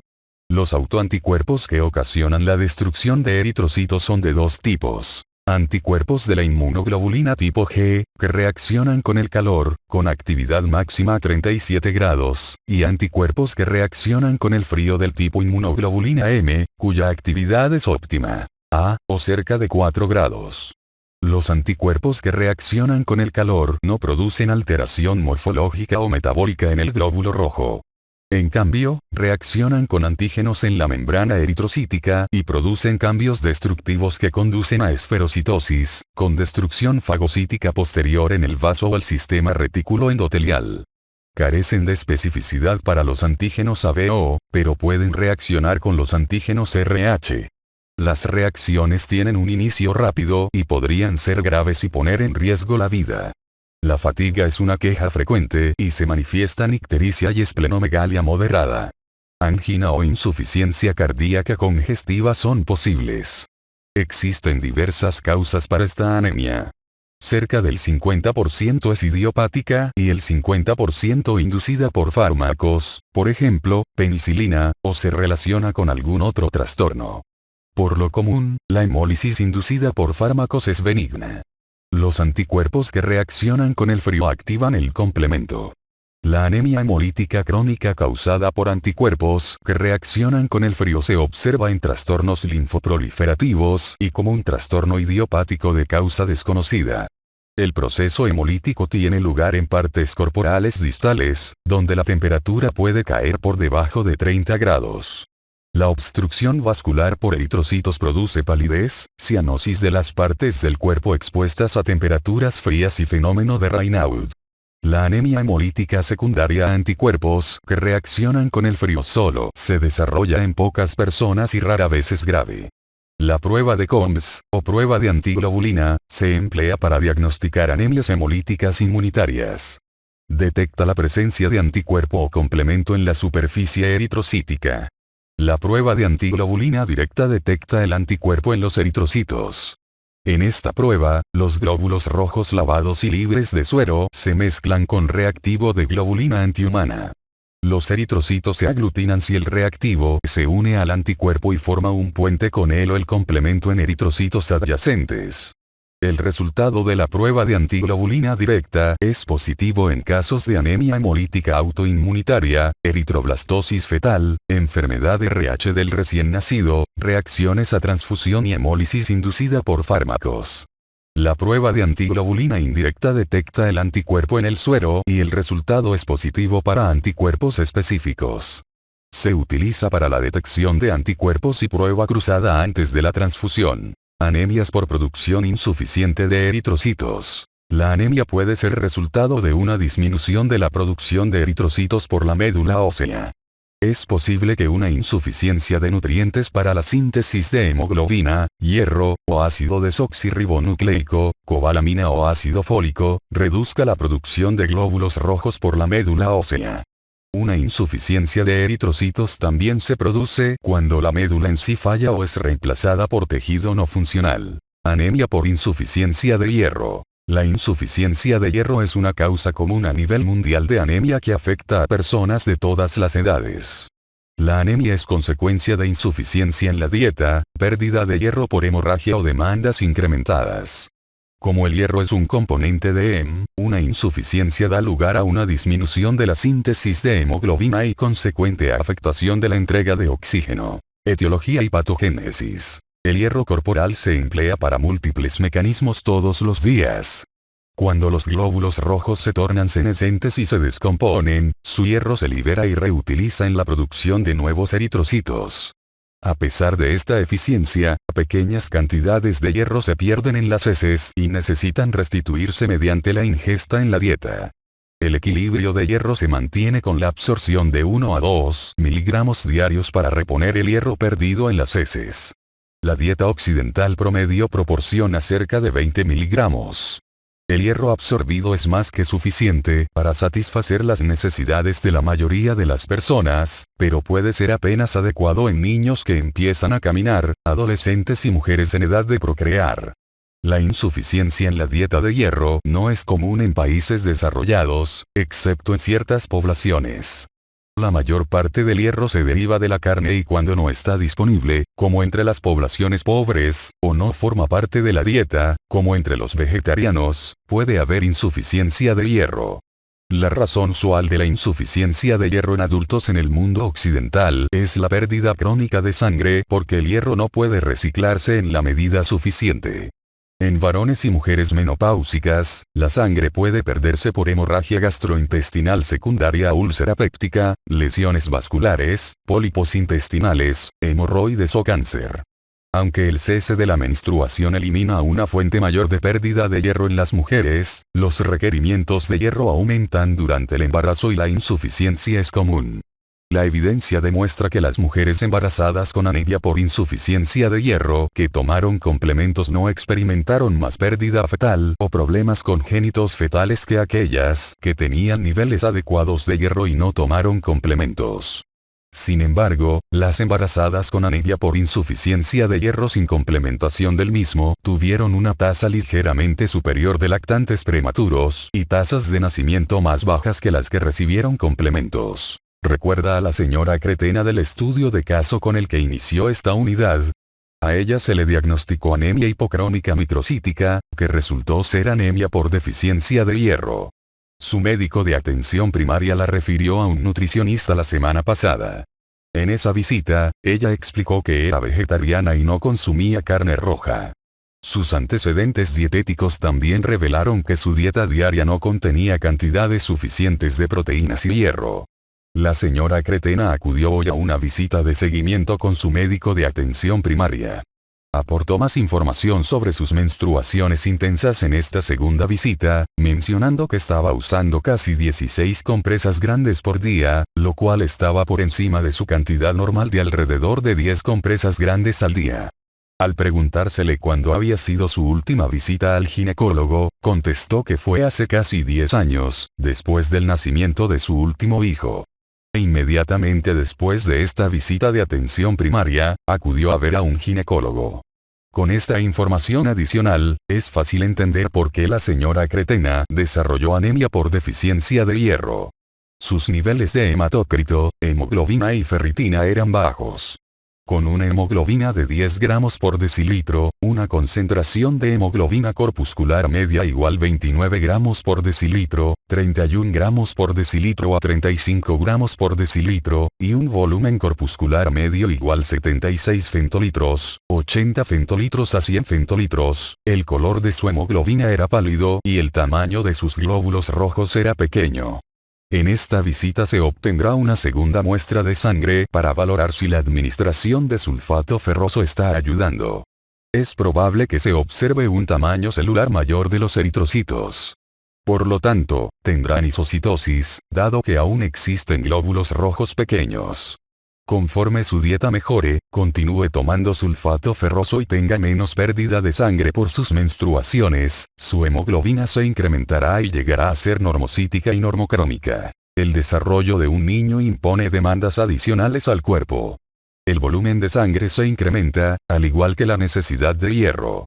Los requerimientos de hierro son proporcionalmente más altos durante la lactancia, 3 a 24 meses, que, en cualquier otra edad, aunque también se incrementan en la infancia y la adolescencia.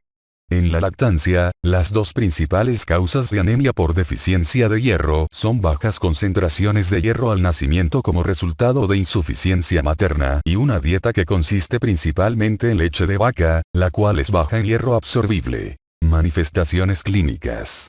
Las manifestaciones clínicas de anemia por deficiencia de hierro se relacionan con el transporte insuficiente de oxígeno y la falta de hemoglobina. De acuerdo con la gravedad de la anemia, puede haber fatiga, palpitaciones, disnea, angina y taquicardia. La atrofia epitelial es frecuente y produce cabello y uñas quebradizos, pálidos y cerosos, a veces con una deformidad en forma de cuchara de las uñas llamada coilonychia, lengua lisa, irritación en las comisuras de los labios y a veces disfagia y menor secreción de ácido. Diagnóstico y tratamiento. Hemoglobina y hematocrito bajos, reservas de hierro disminuidas, hierro y ferritina séricos bajos caracterizan la anemia por deficiencia de hierro. La cantidad de eritrocitos disminuye y son microcíticos e hipocrónicos, figura 27.7. También se observa poiquilocitosis, forma irregular, y anisocitosis, tamaño irregular. Los valores de laboratorio indican concentración de hemoglobina corpuscular media baja y volumen corpuscular medio reducido. Los cambios en la membrana pueden predisponer a hemólisis y causar pérdida posterior de eritrocitos. Prevenir la deficiencia de hierro es una preocupación primaria en lactantes y niños. Evitar la leche de vaca, dar complementos de hierro a lactantes de 4 a 6 meses de edad y consumir fórmulas y cereales fortificados con hierro son recomendaciones para lactantes menores de 1 año de edad. En el segundo año, una dieta rica en alimentos que contienen hierro y el consumo de vitaminas fortificadas con hierro ayudarán a prevenir la deficiencia de hierro. El tratamiento de la anemia por deficiencia de hierro en niños y adultos se dirige a controlar la pérdida crónica de sangre, incrementar la ingesta dietética de hierro y administrar hierro complementario. El sulfato de hierro, que es el tratamiento de restitución oral usual, reabastece las reservas de hierro en varios meses. Anemias megaloblásticas. Las anemias megaloblásticas son causadas por síntesis de ácido desoxirribonucleico afectada que produce eritrocitos agrandados, volumen corpuscular medio mayor de 100 femtolitros, debido a maduración y división alteradas. Las deficiencias de vitamina B12 y ácido fólico son las condiciones más frecuentes relacionadas con anemias megaloblásticas. Como las anemias megaloblásticas se desarrollan lentamente, a menudo hay pocos síntomas hasta que la anemia está muy avanzada. Anemia por deficiencia de vitamina B12. La vitamina B12, conocida también como cobalamina, sirve como cofactor para dos reacciones importantes en humanos. Es esencial para la síntesis de ácido desoxirribonucleico y la maduración nuclear, que a su vez da lugar a la maduración y división eritrocíticas normales.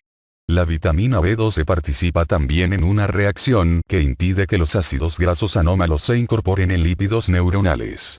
Esta anomalía puede predisponer a la desintegración de mielina y producir algunas de las complicaciones neurológicas de la deficiencia de vitamina B12.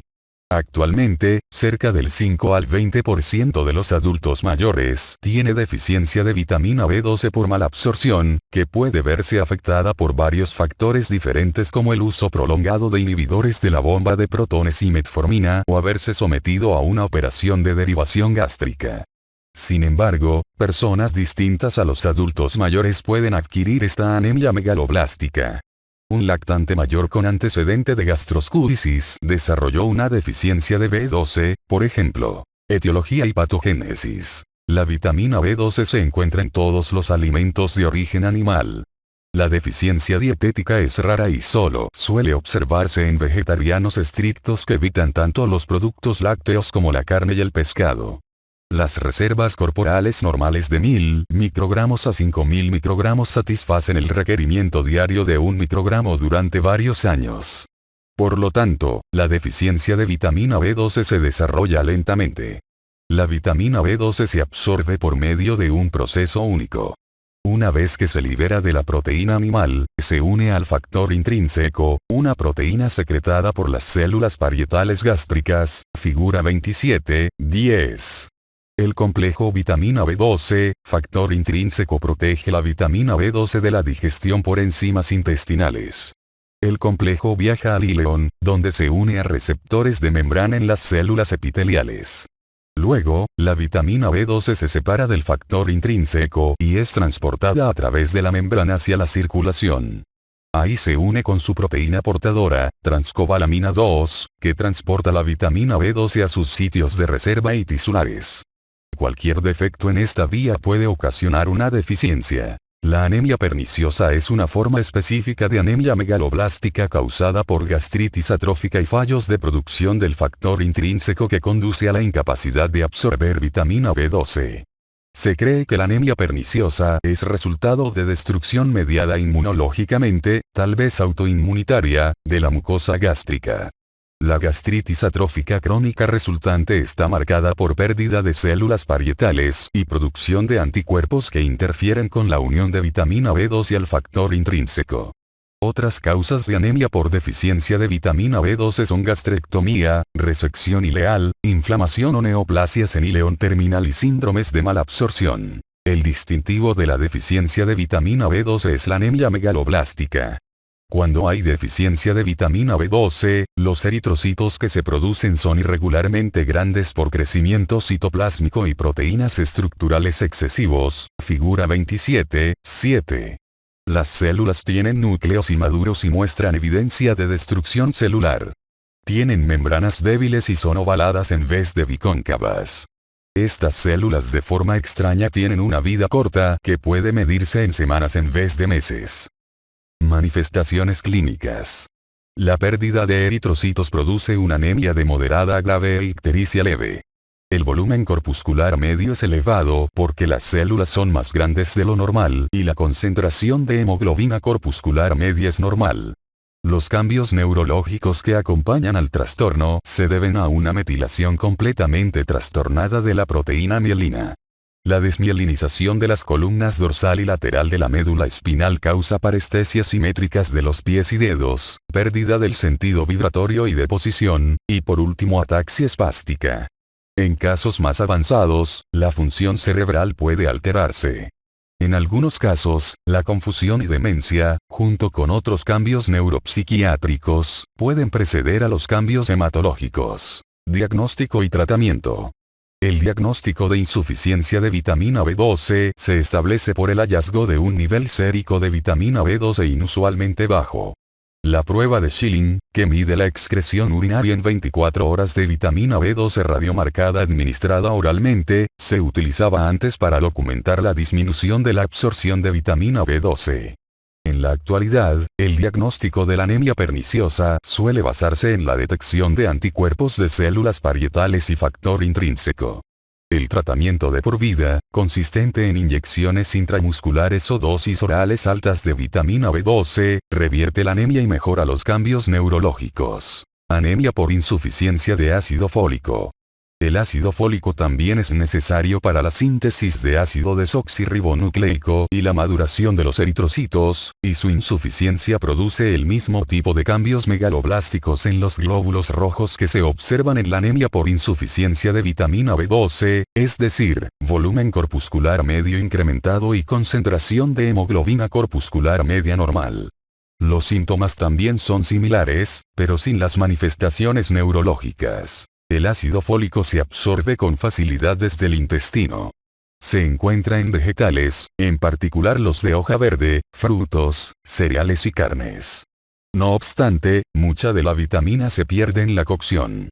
Las causas más frecuentes de insuficiencia de ácido fólico son desnutrición o carencia en la dieta de ácido fólico, sobre todo en adultos mayores o en relación con alcoholismo. Los depósitos corporales totales de ácido fólico suman 2.000 microgramos a 5.000 microgramos, y se requieren 50 microgramos en la dieta diaria. Una insuficiencia en la dieta podría ocasionar anemia en pocos meses. La malabsorción de ácido fólico puede deberse a síndromes como la enfermedad celíaca y otros trastornos intestinales. Algunos fármacos que se utilizan para tratar la epilepsia, por ejemplo, primidona, fenitoína, fenobarbital, y triamtereno, un diurético, interfieren con la absorción de ácido fólico. En la enfermedad neoplásica, las células tumorales compiten por el folato y la insuficiencia es frecuente. Metotrexato, un análogo del ácido fólico empleado en el tratamiento del cáncer, también puede afectar la acción del ácido fólico al bloquear su conversión en la forma activa. Dado que el embarazo incrementa la necesidad de ácido fólico de 5 a 10 veces, por lo común se presenta una insuficiencia. Malos hábitos en la dieta, anorexia y náuseas son otras causas de la insuficiencia de ácido fólico durante la gestación. Puesto que es bien sabido que hay una relación entre la insuficiencia de folato y los defectos del tubo neural en el feto en desarrollo, se recomienda que las mujeres en edad de procrear que sean sexualmente activas evalúen su ingesta de ácido fólico para que sea lo suficientemente alta a fin de prevenir defectos del tubo neural en su descendencia. Anemia aplásica.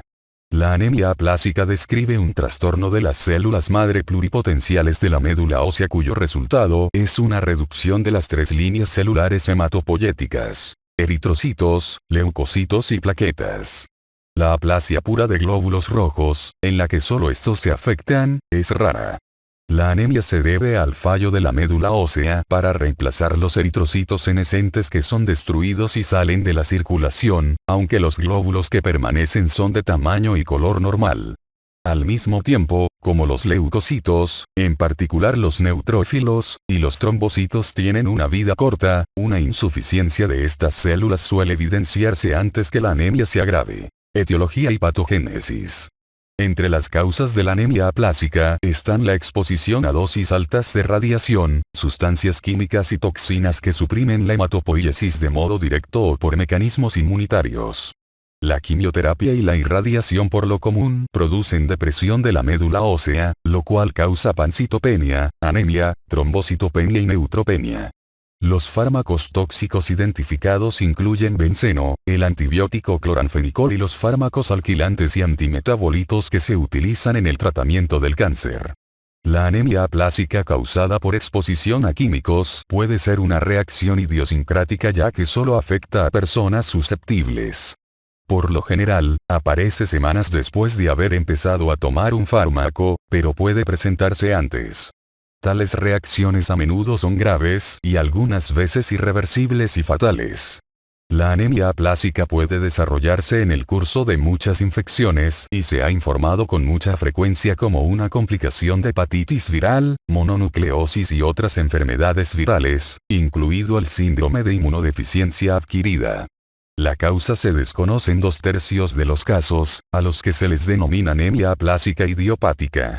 Los mecanismos subyacentes de la patogénesis de la anemia aplásica se desconocen.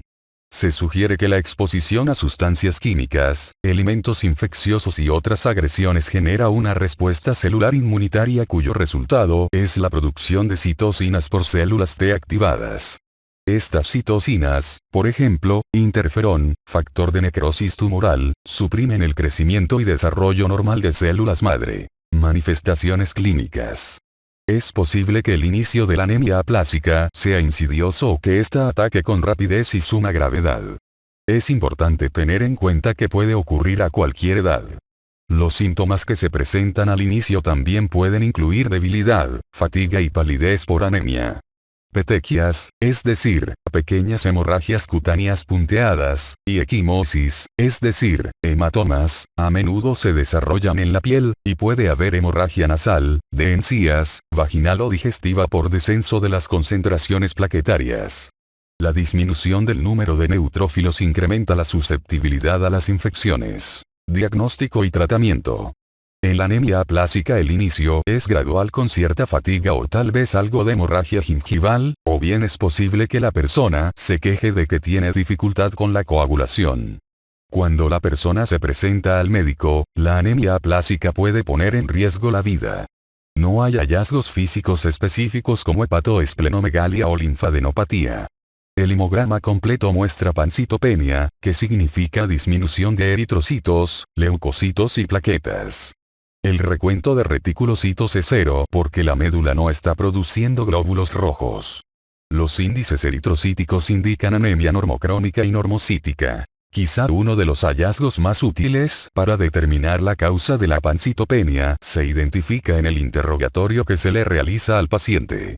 Es muy probable que haya tomado algún fármaco o adquirido algún virus, y esto sea lo que causa la anemia aplásica. El tratamiento para la anemia aplásica en jóvenes y personas gravemente afectadas incluye el reemplazo de células madre por trasplante de médula ósea, por sangre periférica o por tratamiento inmunosupresor. Los donadores histocompatibles aportan las células madre para reemplazar las células medulares destruidas. La enfermedad de injerto contra huésped, el rechazo e infección son los riesgos principales del procedimiento. Para quienes no son candidatos para trasplante, el tratamiento inmunosupresor con inmunoglobulina linfocítica previene la supresión de las células madre proliferativas y produce remisión, pero no suele ser tan duradera como la del trasplante de médula ósea. Las personas con anemia aplásica deben evitar los factores lesivos y tratarse la infección con antibióticos. Anemias por enfermedad crónica. La anemia a menudo es una complicación de infecciones crónicas, inflamación y cáncer. Las causas comunes de las anemias por insuficiencia renal crónica incluyen infecciones agudas y crónicas, como el SIDA y la osteomielitis, cánceres, trastornos autoinmunitarios como la artritis reumatoide, el lupus eritematoso sistémico y la enfermedad inflamatoria intestinal, e insuficiencia renal crónica.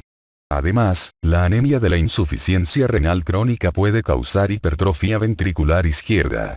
La evidencia sugiere que la hepcidina podría convertirse en un objetivo para tratar la anemia de insuficiencia renal crónica en el futuro.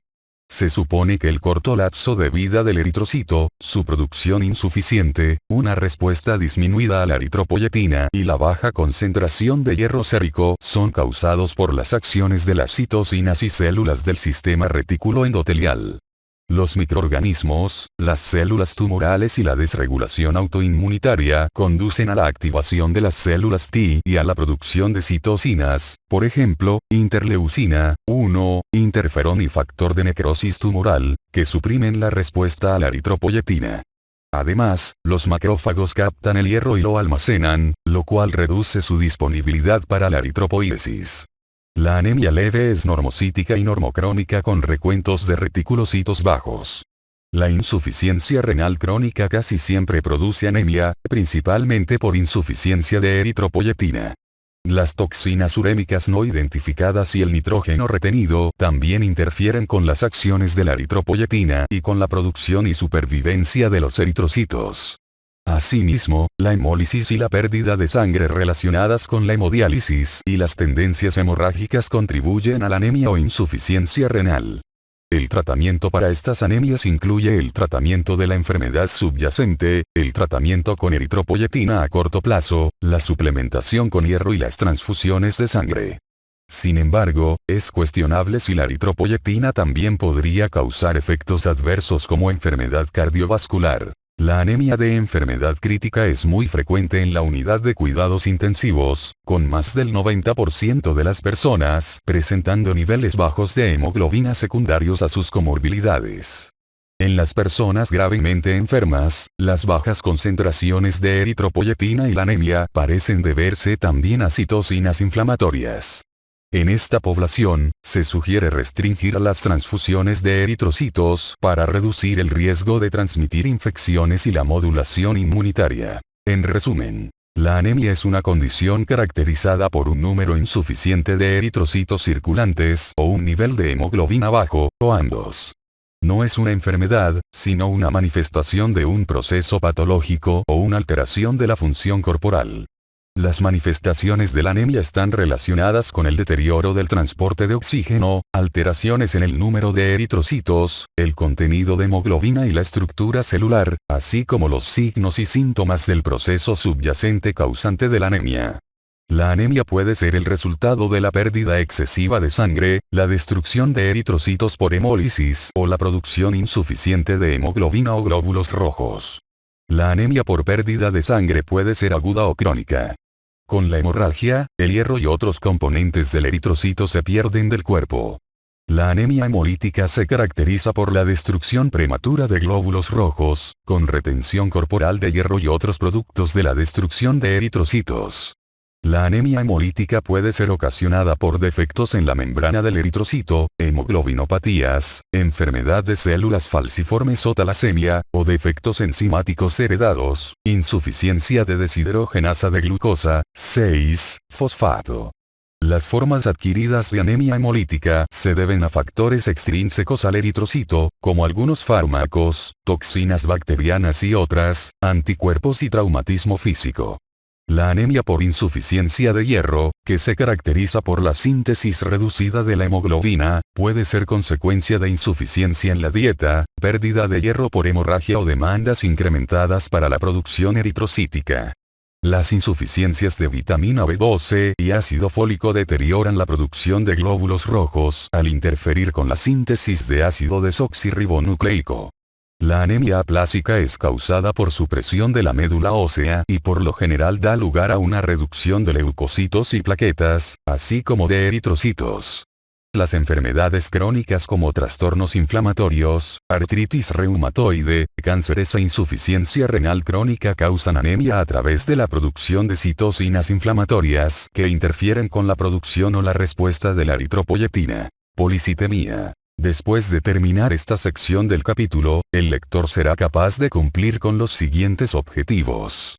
Definir el término policitemia. Comparar las causas de policitemia verdadera y policitemia secundaria.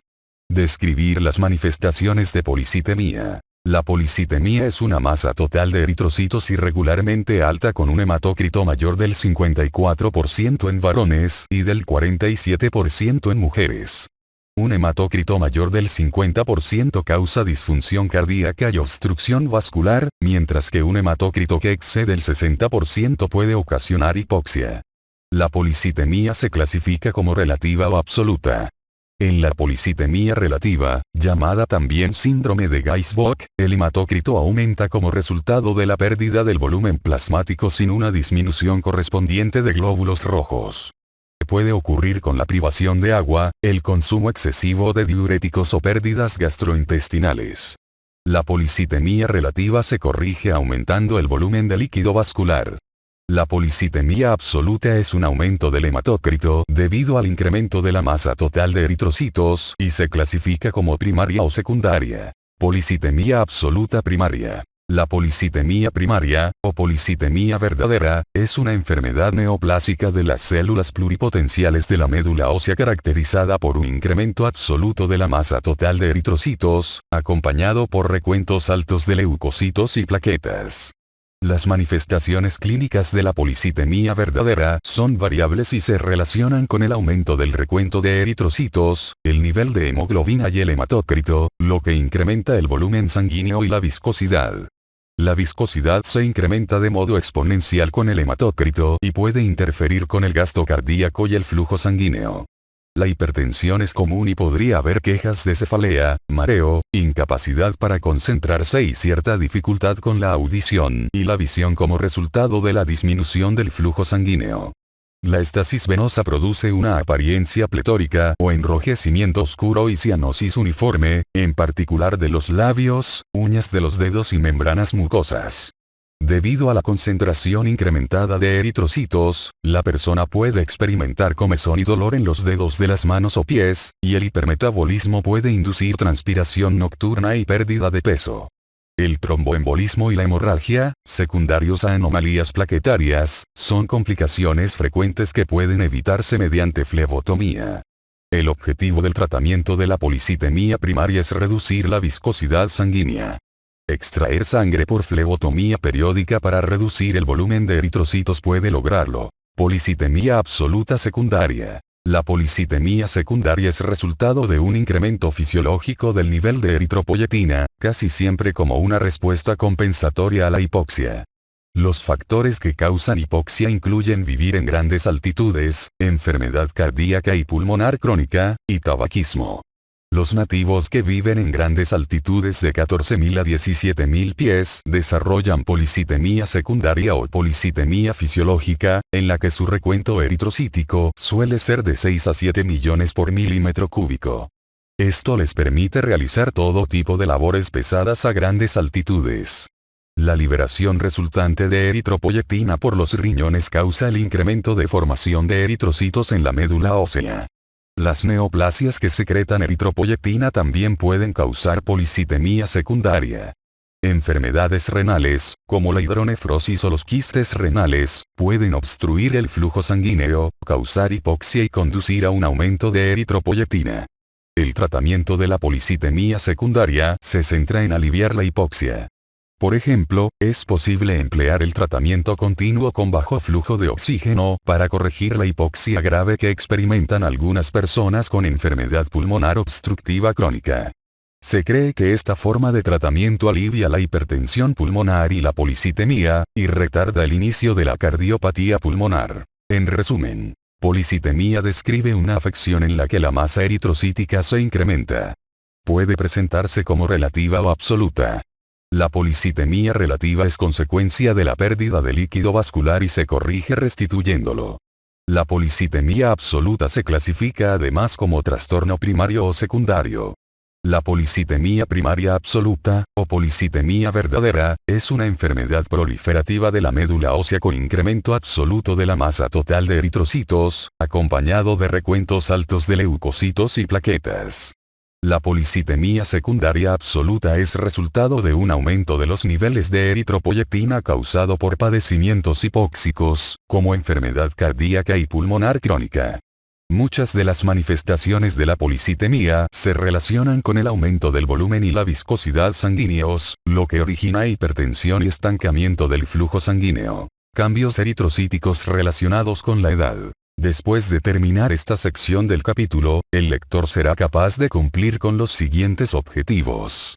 Describir la función de la hemoglobina F en el neonato y los cambios en los eritrocitos que tienen lugar durante el periodo neonatal temprano. Citar los factores que predisponen a hiperbilirrubinemia en la lactancia. Describir la patogénesis de la enfermedad hemolítica del recién nacido. Comparar bilirrubinas conjugada y no conjugada en términos de producción de encefalopatía en el neonato. Explicar la acción de la fototerapia en el tratamiento de la hiperbilirrubinemia neonatal.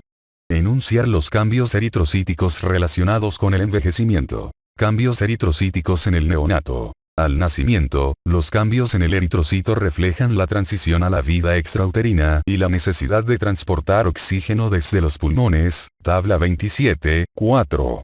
Las concentraciones de hemoglobina al nacimiento son altas, lo que refleja la intensa actividad sintética uterina para la entrega adecuada de oxígeno.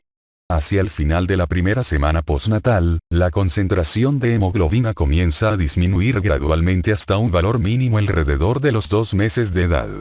El recuento de eritrocitos y el hematócrito descienden del mismo modo. Los factores responsables de la disminución son la baja producción de glóbulos rojos y la dilución plasmática causada por el mayor volumen de sangre con el crecimiento. Los eritrocitos neonatales también tienen un lapso de vida más corto de 50 a 70 días y se cree que son más frágiles que los de los adultos mayores. Durante el periodo neonatal temprano, también hay un cambio de hemoglobina fetal a hemoglobina adulta. El cambio a hemoglobina adulta proporciona una mayor liberación de oxígeno para los tejidos porque hemoglobina adulta tiene una menor afinidad por el mismo en comparación con hemoglobina fetal. Los lactantes que son pequeños para la edad gestacional, nacen de madres diabéticas o fumadoras, o experimentan hipoxia en el útero, tienen niveles de hemoglobina total más altos, concentraciones de hemoglobina fetal más altas y un retraso en el cambio a hemoglobina adulta. Una anemia fisiológica del recién nacido se desarrolla alrededor de los 2 meses de edad. Pocas veces produce síntomas y no puede alterarse mediante complementos nutricionales. Se cree que la anemia de prematuridad, una respuesta fisiológica exagerada en lactantes con bajo peso al nacer, es resultado de una respuesta insuficiente a eritropoyetina. Un factor contribuyente es el muestreo sanguíneo frecuente que a menudo se requiere en estos lactantes. El nivel de hemoglobina disminuye con rapidez después del nacimiento hasta un valor bajo de 7 a 10 gramos por decilitro cerca de las 6 semanas de edad. Los signos y síntomas incluyen apnea, ganancia de peso insuficiente, palidez, disminución de actividad y taquicardia. Las características clínicas son más evidentes en lactantes nacidos antes de las 33 semanas de gestación o en los que tienen concentraciones de hematócrito menores del 33%. La anemia al nacimiento, caracterizada por palidez, insuficiencia cardíaca congestiva o shock, suele deberse a enfermedad hemolítica del recién nacido. Hemorragia del cordón umbilical, hemorragia interna, enfermedad hemolítica congénita y muestreo de sangre frecuente son otras posibles causas de anemia. La gravedad de los síntomas y la presencia de enfermedad coexistente podrían justificar la transfusión de eritrocitos. Hiperbilirrubinemia en el neonato. La hiperbilirrubinemia, un nivel incrementado de bilirrubina sérica, es una causa común de ictericia en el neonato. Es una afección benigna autolimitada, relacionada con mucha frecuencia con el estado del desarrollo del neonato. Rara vez los casos de hiperbilirrubinemia son patológicos y pueden conducir a encefalopatía bilirrubínica, kernicterus, y daño cerebral grave. La ictericia fisiológica aparece en lactantes de término en el segundo o tercer día de vida. Ordinariamente, la bilirrubina indirecta en la sangre del cordón umbilical es de 1 a 3 miligramos por decilitro y se incrementa en no más de 5 miligramos por decilitro en 24 horas, lo que da lugar a ictericia. El incremento de bilirrubina se relaciona con mayor descomposición de glóbulos rojos e incapacidad del hígado inmaduro para conjugar bilirrubina. Los lactantes prematuros exhiben un incremento más lento y una duración más prolongada de los niveles de bilirrubina sérica, quizá como resultado de mala captación hepática y menor cantidad de albúmina que se une a bilirrubina. Los niveles máximos de bilirrubina de 8 miligramos por decilitro a 12 miligramos por decilitro aparecen en el día 5 a 7. La ictericia neonatal desaparece de manera espontánea en una semana y no se trata. La causa de la ictericia se determina con base en los antecedentes y hallazgos clínicos y de laboratorio. Muchos factores producen concentraciones altas de bilirrubina en el neonato, incluidas lactancia materna, enfermedad hemolítica del recién nacido, hipoxia, infecciones y acidosis. La obstrucción intestinal o biliar y la enfermedad hepática son causas menos frecuentes. Los factores de riesgo relacionados incluyen prematuridad, ascendencia asiática y diabetes materna. Estos neonatos acumulan niveles significativos de bilirrubina no conjugada 7 días después del nacimiento, con niveles máximos de 10 a 30 miligramos por decilitro en la tercera semana de vida. Se piensa que la leche materna contiene ácidos grasos que inhiben la conjugación de bilirrubina en el hígado neonatal. Se cree también que un factor en la leche materna incrementa la absorción de bilirrubina en el duodeno. Este tipo de ictericia desaparece si el amamantamiento se descontinúa. La lactancia puede reasumirse en 3 a 4 días sin ninguna hiperbilirrubinemia subsiguiente. La hiperbilirrubinemia pone al neonato en riesgo de desarrollar un síndrome neurológico llamado kernicterus. Este padecimiento es ocasionado por acumulación de bilirrubina no conjugada en las células del cerebro. La bilirrubina no conjugada es liposoluble, cruza la barrera hematoencefálica permeable del neonato y se deposita en las células de los núcleos basales, lo cual causa daño cerebral. Asfixia e hiperosmolalidad también pueden contribuir al dañar la barrera hematoencefálica y permitir que la bilirrubina cruce y entre a las células. El nivel de bilirrubina no conjugada y la duración de la exposición, que será tóxica para el lactante, se desconocen. Los síntomas pueden aparecer 2 a 5 días después del nacimiento en lactantes de término o el día 7 en lactantes prematuros. Es posible que los lactantes levemente afectados muestren letargo, alimentación insuficiente y cambios conductuales de corto plazo. Las manifestaciones graves comprenden rigidez, temblores, ataxia y pérdida auditiva. Los casos extremos causan convulsiones y muerte. Casi todos los supervivientes sufren daños graves y a los 3 años de edad presentan espasmo muscular involuntario, convulsiones, retraso mental y sordera. La hiperbilirrubinemia en el neonato se trata con fototerapia o transfusión de intercambio. La fototerapia se emplea más a menudo para tratar a lactantes con ictericia y para reducir el riesgo de kernicterus. La exposición a luz fluorescente en el rango azul del espectro visible, 420 a 470 nanómetros, de longitud de onda reduce los niveles de bilirrubina. La bilirrubina en la piel absorbe la energía luminosa y se convierte en un isómero estructural que es más hidrosoluble y puede excretarse en las heces y la orina. El tratamiento efectivo depende del área de la piel expuesta y la capacidad del lactante para metabolizar y excretar bilirrubina. La vigilancia frecuente de los niveles de bilirrubina, la temperatura corporal y la hidratación es fundamental para el cuidado del lactante. La transfusión de intercambio se considera cuando los signos de kernicterus son evidentes o la hiperbilirrubinemia es sostenida o va en aumento y no responde a la fototerapia. Enfermedad hemolítica del recién nacido. La eritroblastosis fetal, o enfermedad hemolítica del recién nacido, se presenta en lactantes RH positivo de madres RH negativo que se han sensibilizado. La madre puede producir anticuerpos anti-RH de embarazos en los que los lactantes son RH positivo o mediante transfusiones de sangre RH positivo. La madre RH negativo suele sensibilizarse durante los primeros días después del parto, cuando los eritrocitos fetales RH positivo del sitio placentario se liberan hacia la circulación materna. Como los anticuerpos tardan varias semanas en desarrollarse, el lactante RH positivo de una madre RH negativo por lo general no se afecta. Los lactantes con sangre RH negativo no tienen antígenos en sus eritrocitos que reaccionen con los anticuerpos maternos y, por lo tanto, no se ven afectados. Después de que una madre RH positiva se ha sensibilizado, los anticuerpos RH de su sangre se transfieren a lactantes subsecuentes a través de la circulación placentaria. Estos anticuerpos reaccionan con los antígenos eritrocitarios del lactante RH positivo y producen aglutinación y hemólisis.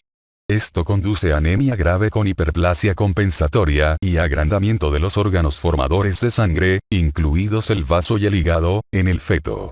La función hepática podría deteriorarse, con una producción reducida de albúmina que causa edema masivo, llamado hidropesía fetal. Si las concentraciones sanguíneas de bilirrubina no conjugada son anormalmente altas debido a la hemólisis de eritrocitos, existe el riesgo de que el lactante desarrolle kernicterus, cuyo resultado puede ser daño cerebral grave o muerte. Diversos avances han ayudado mucho a disminuir la amenaza para lactantes de madres RH negativas. Prevención de la sensibilización, identificación prenatal del feto en riesgo y transfusión intrauterina al feto afectado. La inyección de inmunoglobulina RH, es decir, gamma-globulina que contiene anticuerpos RH, previene la sensibilización en madres RH negativas que han dado a luz a lactantes RH positivos si se administra en la semana 28 de gestación y dentro de las 72 horas posteriores al parto, aborto, amniocentesis genética o hemorragia fetomaterna. Una vez que se desarrolla la sensibilización, la inmunoglobulina ya no tiene ningún valor. Desde 1968, año en que se introdujo la inmunoglobulina RH, la incidencia de sensibilización de mujeres RH negativas ha disminuido notablemente. La atención prenatal temprana y la detección de la sangre materna siguen siendo importantes para reducir la inmunización. Los esfuerzos por mejorar el tratamiento se dirigen a la producción de anti-D monoclonal, el anticuerpo RH. Las transfusiones de intercambio se administran después del nacimiento mediante la extracción y el reemplazo del volumen sanguíneo del lactante con sangre tipo O, RH negativa. La transfusión de intercambio retira la mayor parte de los eritrocitos hemolizados y algo de la bilirrubina total, lo que trata la anemia y la hiperbilirrubinemia. Cambios eritrocitarios con el envejecimiento. La anemia es un problema de salud cada vez más común entre los adultos mayores. Se sabe que su prevalencia aumenta con la edad, siendo más alta en varones de 85 y más años. La anemia no diagnosticada y no tratada puede tener complicaciones graves y se relaciona con un mayor riesgo de mortalidad. Los niveles de hemoglobina declinan después de la edad adulta. En estudios de varones mayores de 60 años, los niveles promedio de hemoglobina varían de 15,3 a 12,4 gramos por decilitro, siendo los niveles más bajos entre los más viejos. La disminución es menor en mujeres. En la mayoría de adultos asintomáticos, los niveles más bajos de hemoglobina son resultado de insuficiencia de hierro y anemia de enfermedad crónica causada por enfermedad inflamatoria, tumores malignos o enfermedad renal crónica. Como en otros sistemas corporales, la capacidad para producir glóbulos rojos cambia con la edad. La localización de las células óseas que intervienen en la producción de eritrocitos se desvía hacia el esqueleto axial y el número de células progenitoras disminuye. A pesar de estos cambios, los adultos mayores pueden mantener los niveles de hemoglobina y hematócrito dentro de un rango similar al de los adultos jóvenes. Sin embargo, durante una situación de estrés, como una hemorragia, los eritrocitos de adultos mayores no se reemplazan tan rápido como los de sus contrapartes más jóvenes. Esta incapacidad para reemplazar los eritrocitos se correlaciona estrechamente con la mayor prevalencia de anemia en adultos mayores. Las citocinas inflamatorias, que aumentan con la edad, podrían mediar esta menor sensibilidad a la eritropoyetina. El diagnóstico de anemia en adultos mayores requiere una exploración física completa, un hemograma y estudios para descartar afecciones comórbidas como tumores malignos, padecimientos gastrointestinales que causan hemorragia y anemia perniciosa. El hemograma debe incluir flotis de sangre periférica y recuento e índice de reticulocitos. El tratamiento de la anemia en adultos mayores debe centrarse en la causa subyacente y en corregir el déficit de glóbulos rojos. Aunque la eritropoyetina es el tratamiento de elección para anemias relacionadas con cáncer y enfermedad renal, aún no se han establecido sus posibles complicaciones, en particular con respecto a enfermedad cardiovascular. En resumen, las concentraciones de hemoglobina al nacimiento son altas, lo que refleja la necesidad en el útero de entrega de oxígeno. Hacia el final de la primera semana postnatal, estos niveles comienzan a disminuir, cayendo poco a poco hasta un valor mínimo alrededor de los 2 meses de edad. Durante el periodo neonatal temprano, hay un cambio de hemoglobina fetal a hemoglobina adulta. Muchos lactantes tienen ictericia fisiológica secundaria a hiperbilirrubinemia durante la primera semana de vida, que tal vez se relacione con el incremento de la descomposición de eritrocitos e incapacidad del hígado del lactante para conjugar bilirrubina. El término kernicterus describe niveles altos de bilirrubina liposoluble no conjugada, que pueden ser tóxicos para las células del cerebro.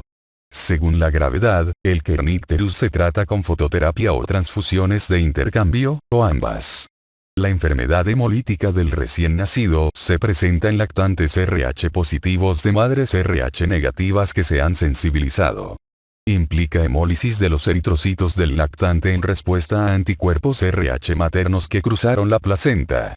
La administración de inmunoglobulina RH a la madre dentro de las 72 horas posteriores al parto de un lactante RH positivo, aborto o amniocentesis previene la sensibilización. La anemia es un problema de salud común que va en aumento entre adultos mayores. Con la cantidad creciente de adultos mayores, llegará a ser algo más que un reto para el cuidado de la salud. Como con muchas otras células tisulares, la capacidad para el reemplazo de eritrocitos disminuye con la edad. Aunque la mayoría de adultos mayores puede mantener sus niveles de hemoglobina y hematócrito dentro de un rango normal, no pueden reemplazar sus eritrocitos tan rápido como sus contrapartes jóvenes durante una situación de estrés como una hemorragia.